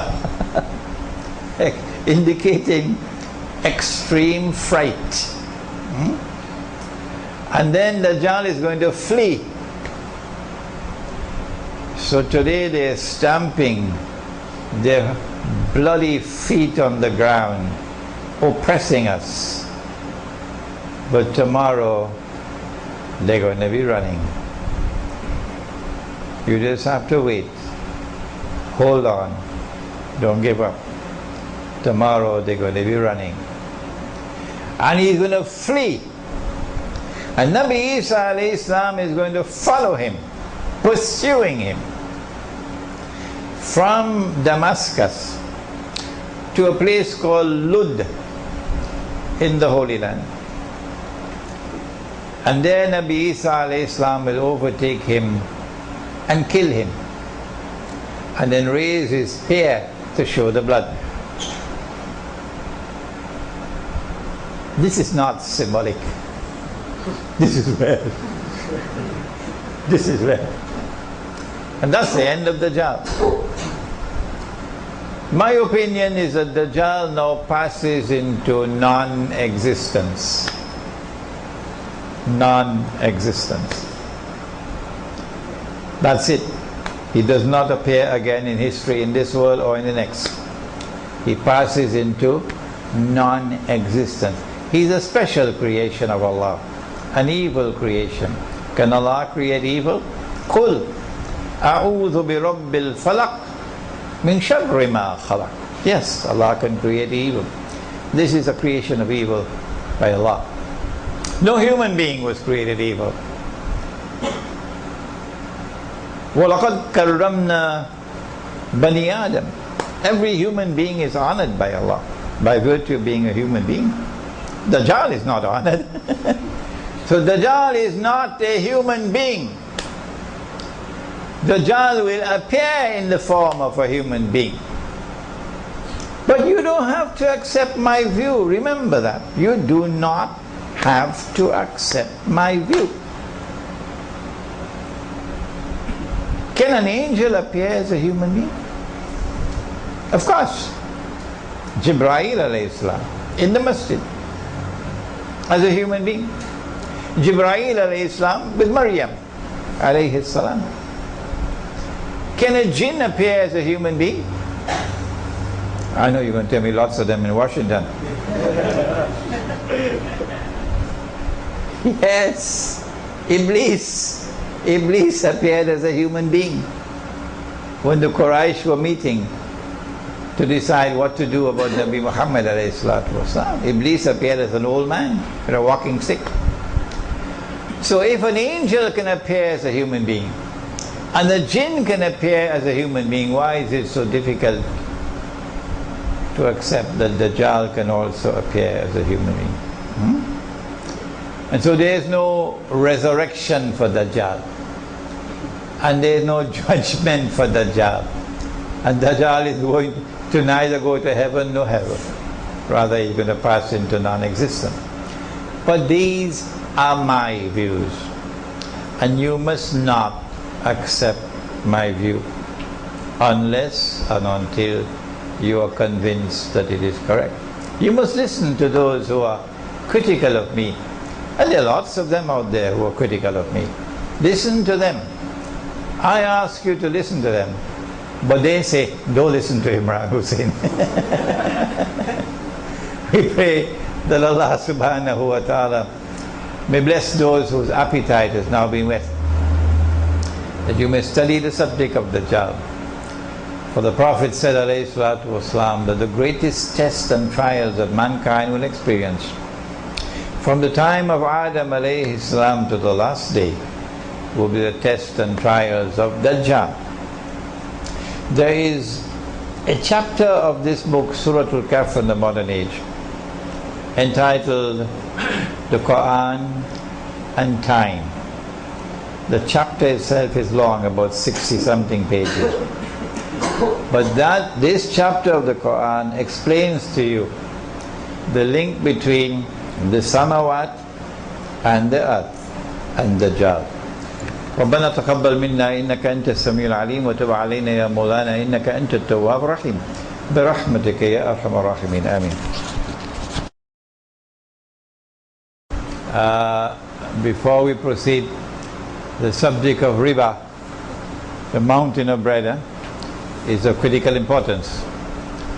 And you are lucky here in Kuala Lumpur because we've had 2 international conferences on riba here in Kuala Lumpur in 2010 and again July of last year at PWTC. And there's a 3rd conference which is now planned for late November of this year. I am supposed to speak on Islam, the petrodollar and beyond in that conference. There are flyers at the back for those of you who are interested in attending that conference. Okay? Any more questions? You have stressed the importance of walking on the path of Khidr alayhi salam, and hence of Islamic spirituality, to penetrate the subject of Dajjal. Correct. In Surah Al-Kahf, verse number 63, Allah subhanahu wa ta'ala has reminded us of the effort of shaitan to cause us to be deviated from that path. Can you elucidate how can we protect ourselves from being deviated by shaitan And how can we differentiate between the irradiation of the light of inspiration from Allah and inspiration from shaitan? It is sometimes difficult. Sometimes difficult. It's not just shaitan, it is also Dajjal, both of them. How can we explain?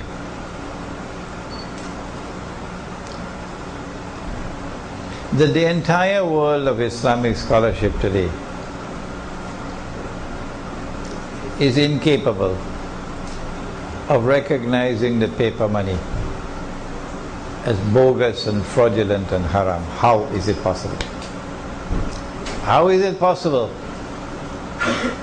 that we who have been teaching this subject for the last 15 years have not succeeded?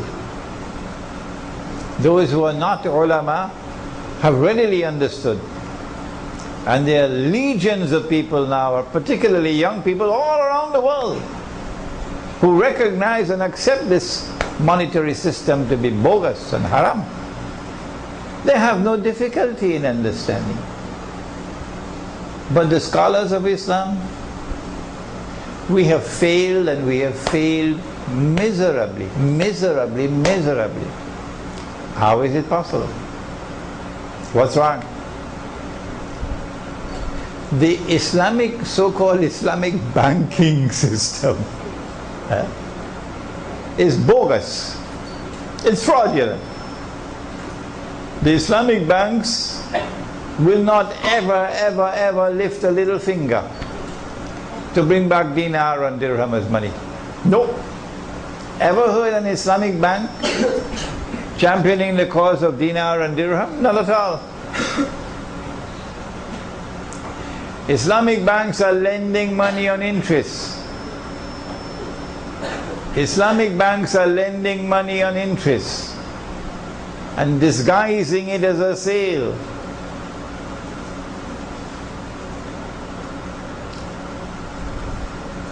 They call that Islamic banking. How come there are legions of Islamic scholars who support Islamic banking? How come? What is it? What's wrong? The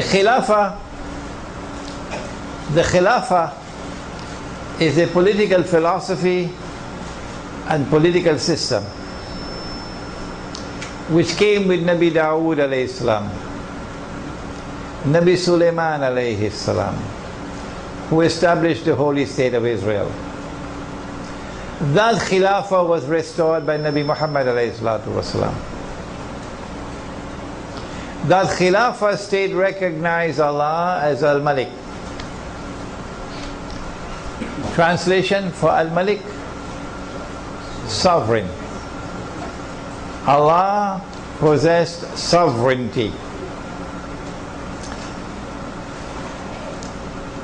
That Khilafah state recognized Allah as Al-Akbar, whose authority is supreme.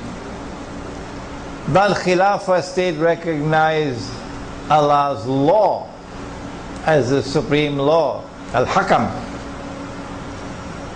No law is higher than Allah's law. When Allah made something halal, the state enforced it as halal.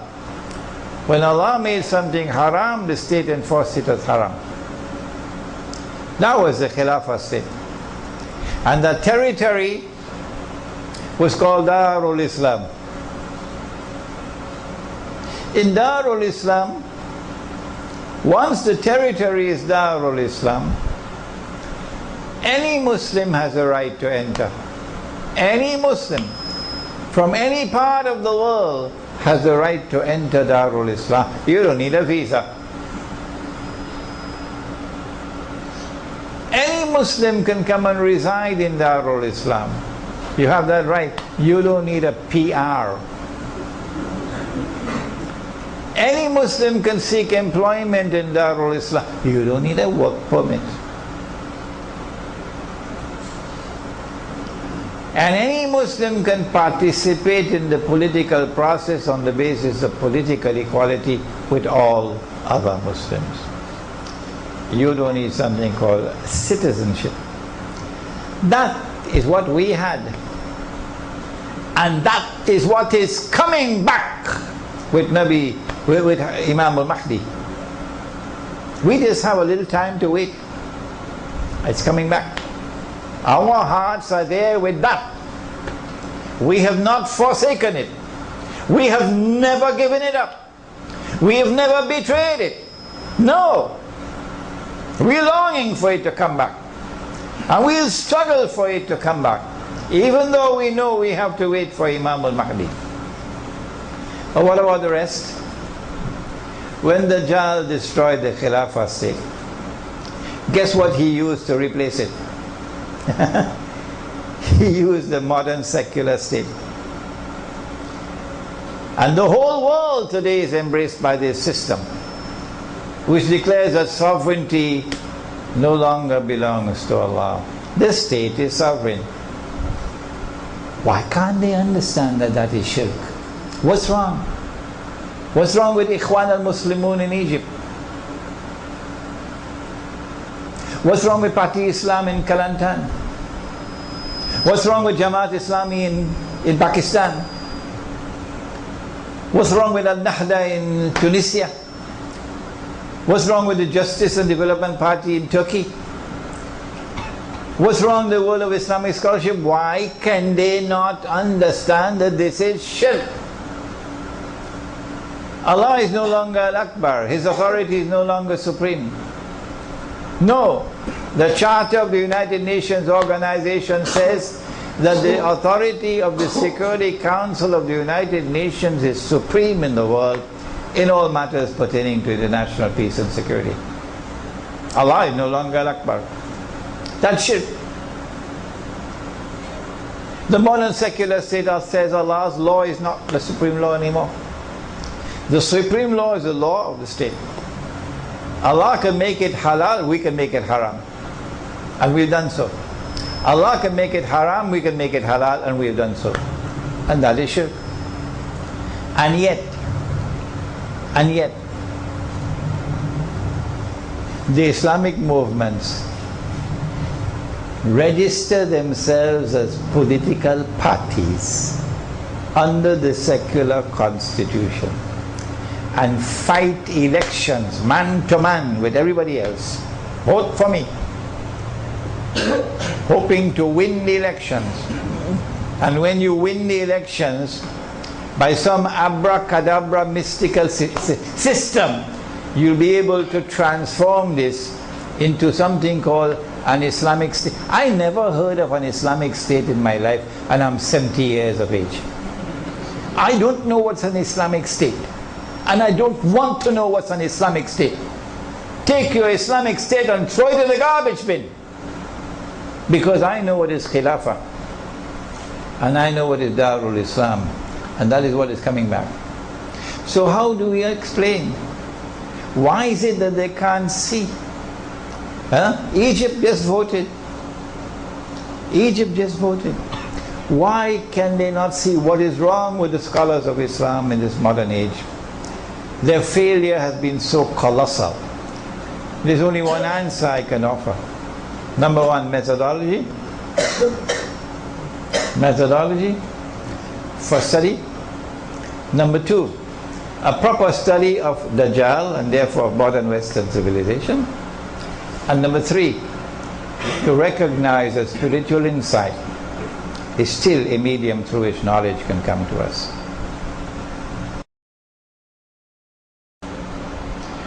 Are you saying that we are not allowed to go to a hospital? No, I'm not saying that. I go to the hospital. But I'm saying to you, be careful. You know, he had a heart attack.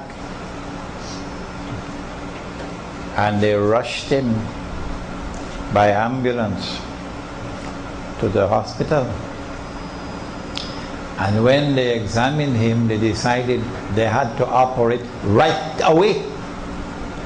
Bypass. And they did triple bypass. And as a consequence of that operation, he's alive today.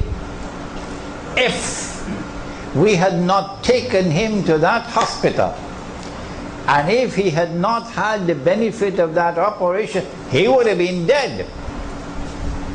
That is the rubbish. That is the nonsense that you must be careful about. Because when you reach there, you're worshipping Dajjal.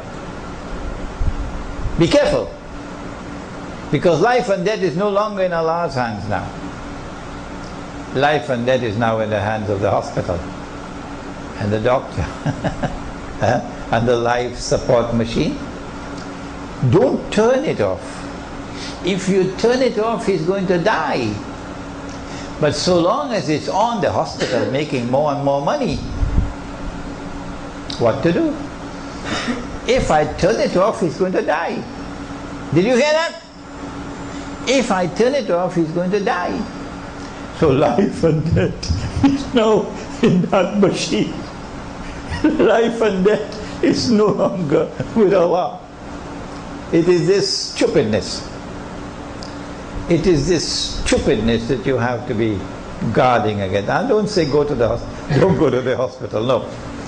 But do not in the process commit the shirk of believing that life and death is in the hands of a doctor, or life and death in the hands of some medicine, life and death in the hands of some hospital or some operation. Life and death are in Allah's hands.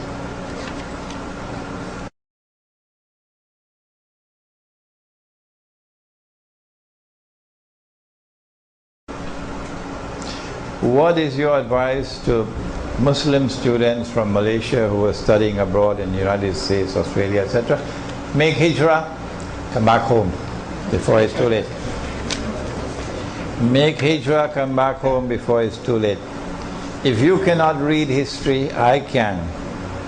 Oh yes. And I know what's coming up.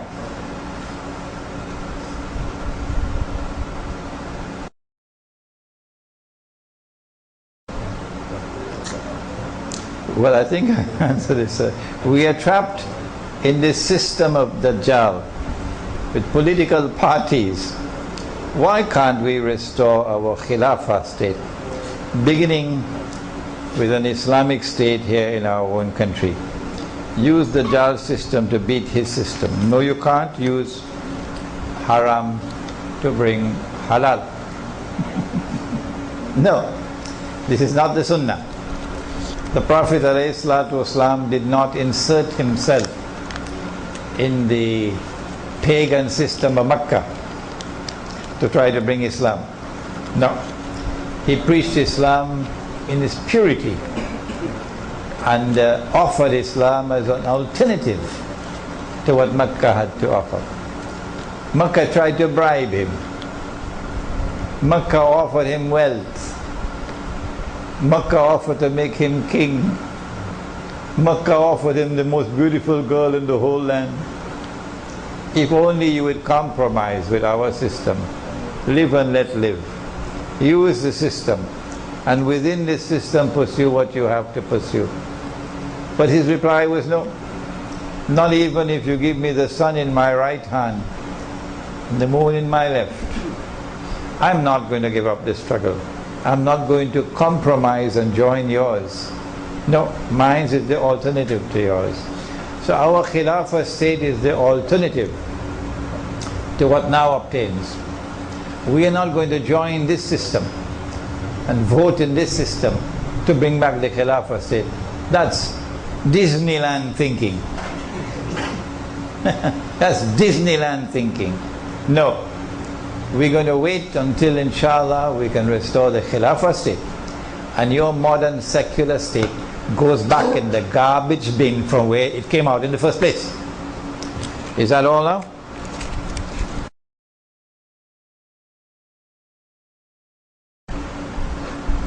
Whenever I do not have sufficient knowledge of a subject, I always decline to speak. And I send you to someone who has more knowledge of the subject than I have. I do not have enough knowledge of insurance to be able to give a scholarly response. But I do have enough knowledge to say I am not going to take any insurance. No. I avoid all insurance. I consider insurance to be the sister of riba. And it's only when the state forces me into insurance, like motor car insurance, that I cannot avoid, then I take the motor car insurance until such time when my Muslim village is built. You have your urban village, I have my Muslim village. And in my Muslim village, inshallah, you can't drive to the masjid. No, there are no roads to drive. There are only roads to walk. So it's a pedestrian village. Huh? A pedestrian village. And everybody will walk into the masjid and walking back to their kampung homes. And we try to put the cemetery in between. So as you're walking to go and walking to come back, you remember one day you're going there, inshallah. Yes. So I try to avoid all insurance personally, but that's my personal choice. The other question? What's wrong with studying there and actually seek knowledge in whatever field that she's studying? Oh, she doesn't have to leave. No Muslim has to leave. They can remain there. Okay? But when the war starts, which is starting soon, the Muslim is going to be targeted. And if you think the life of a Muslim in the United States has been horrible these last 10 years, as they say in Harlem and Brooklyn and Bronx, you ain't seen nothing yet. They have concentration camps already prepared to put Muslims. Okay? You want to get out of the United States, you cannot. You want your daughter to come back here, she cannot. Why? No fly list. No what? No fly list. Your name there, you can't come out. You can't. She's trapped there. When the US dollar collapses, the economy will collapse. Economy collapses, there's going to be colossal loss of wealth. Of course, this is imaginary wealth, you know, the paper money. But people believe they're wealthy, they have millions and millions and millions, suddenly it vanishes. There are going to be riots in the United States. Riots. And when the riots takes place, that's when the Zionists are going to have a field day.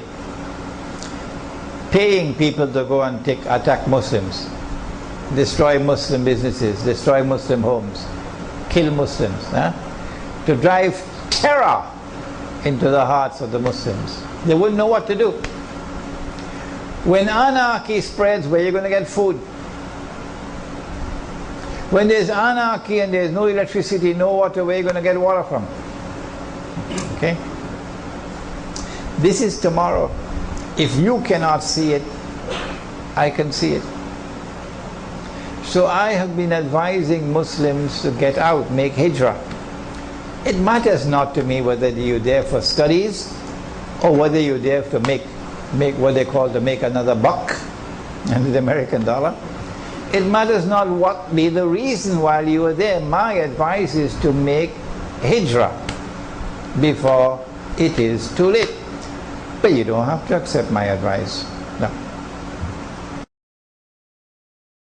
Okay, sorry, man. Assalamualaikum, Ustaz.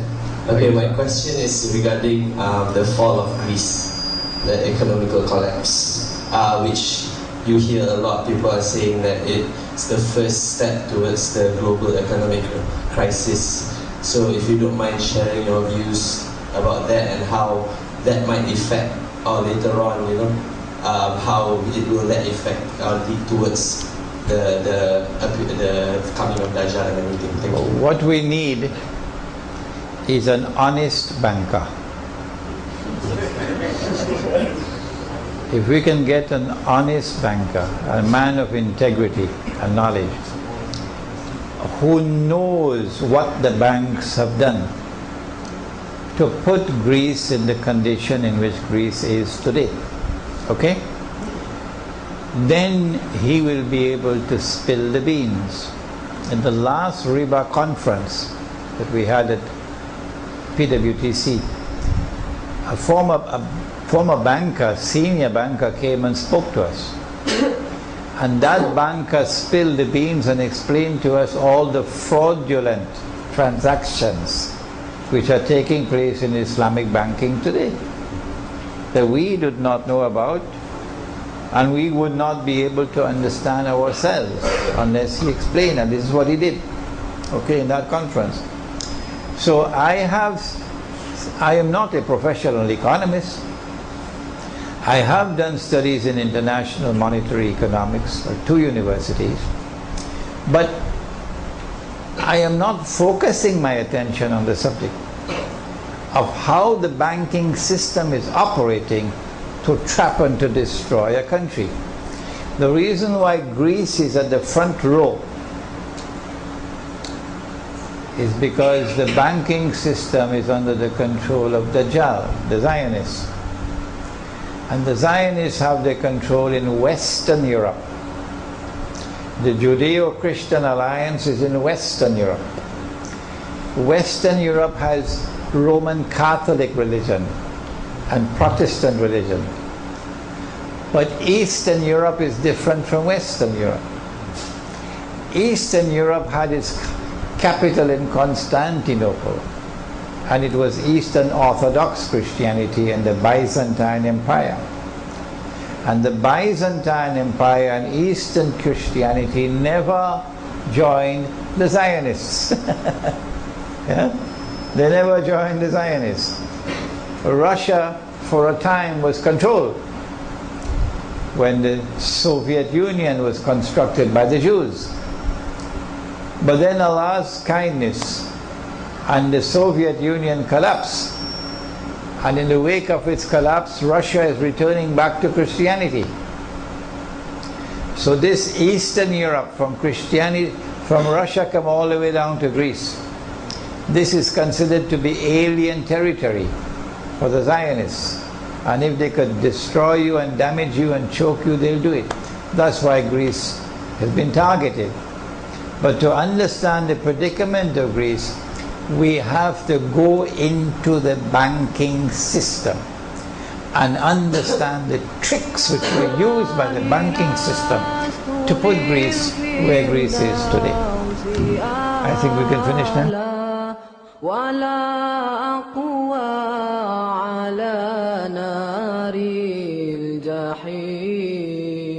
الله فهب لي توبة واغفر ذنوبي فإنك غافر الذنب العظيم إلهي لست للفردوس أهلا ولا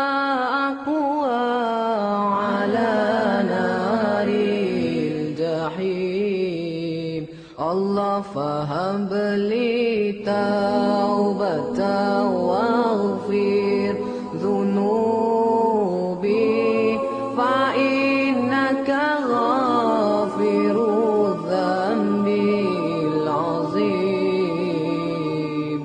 Tuhanku aku tidak layak untuk syurgamu, tetapi aku tidak pula sanggup menanggung siksa nerakamu.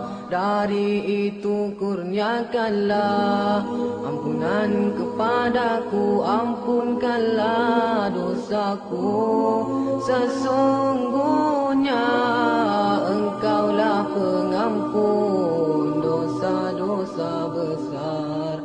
Tuhanku, aku tidak layak untuk syurgamu, tetapi aku tidak pula sanggup menanggung siksa nerakamu. dari itu kurniakanlah ampunan kepadaku, ampunkanlah dosaku.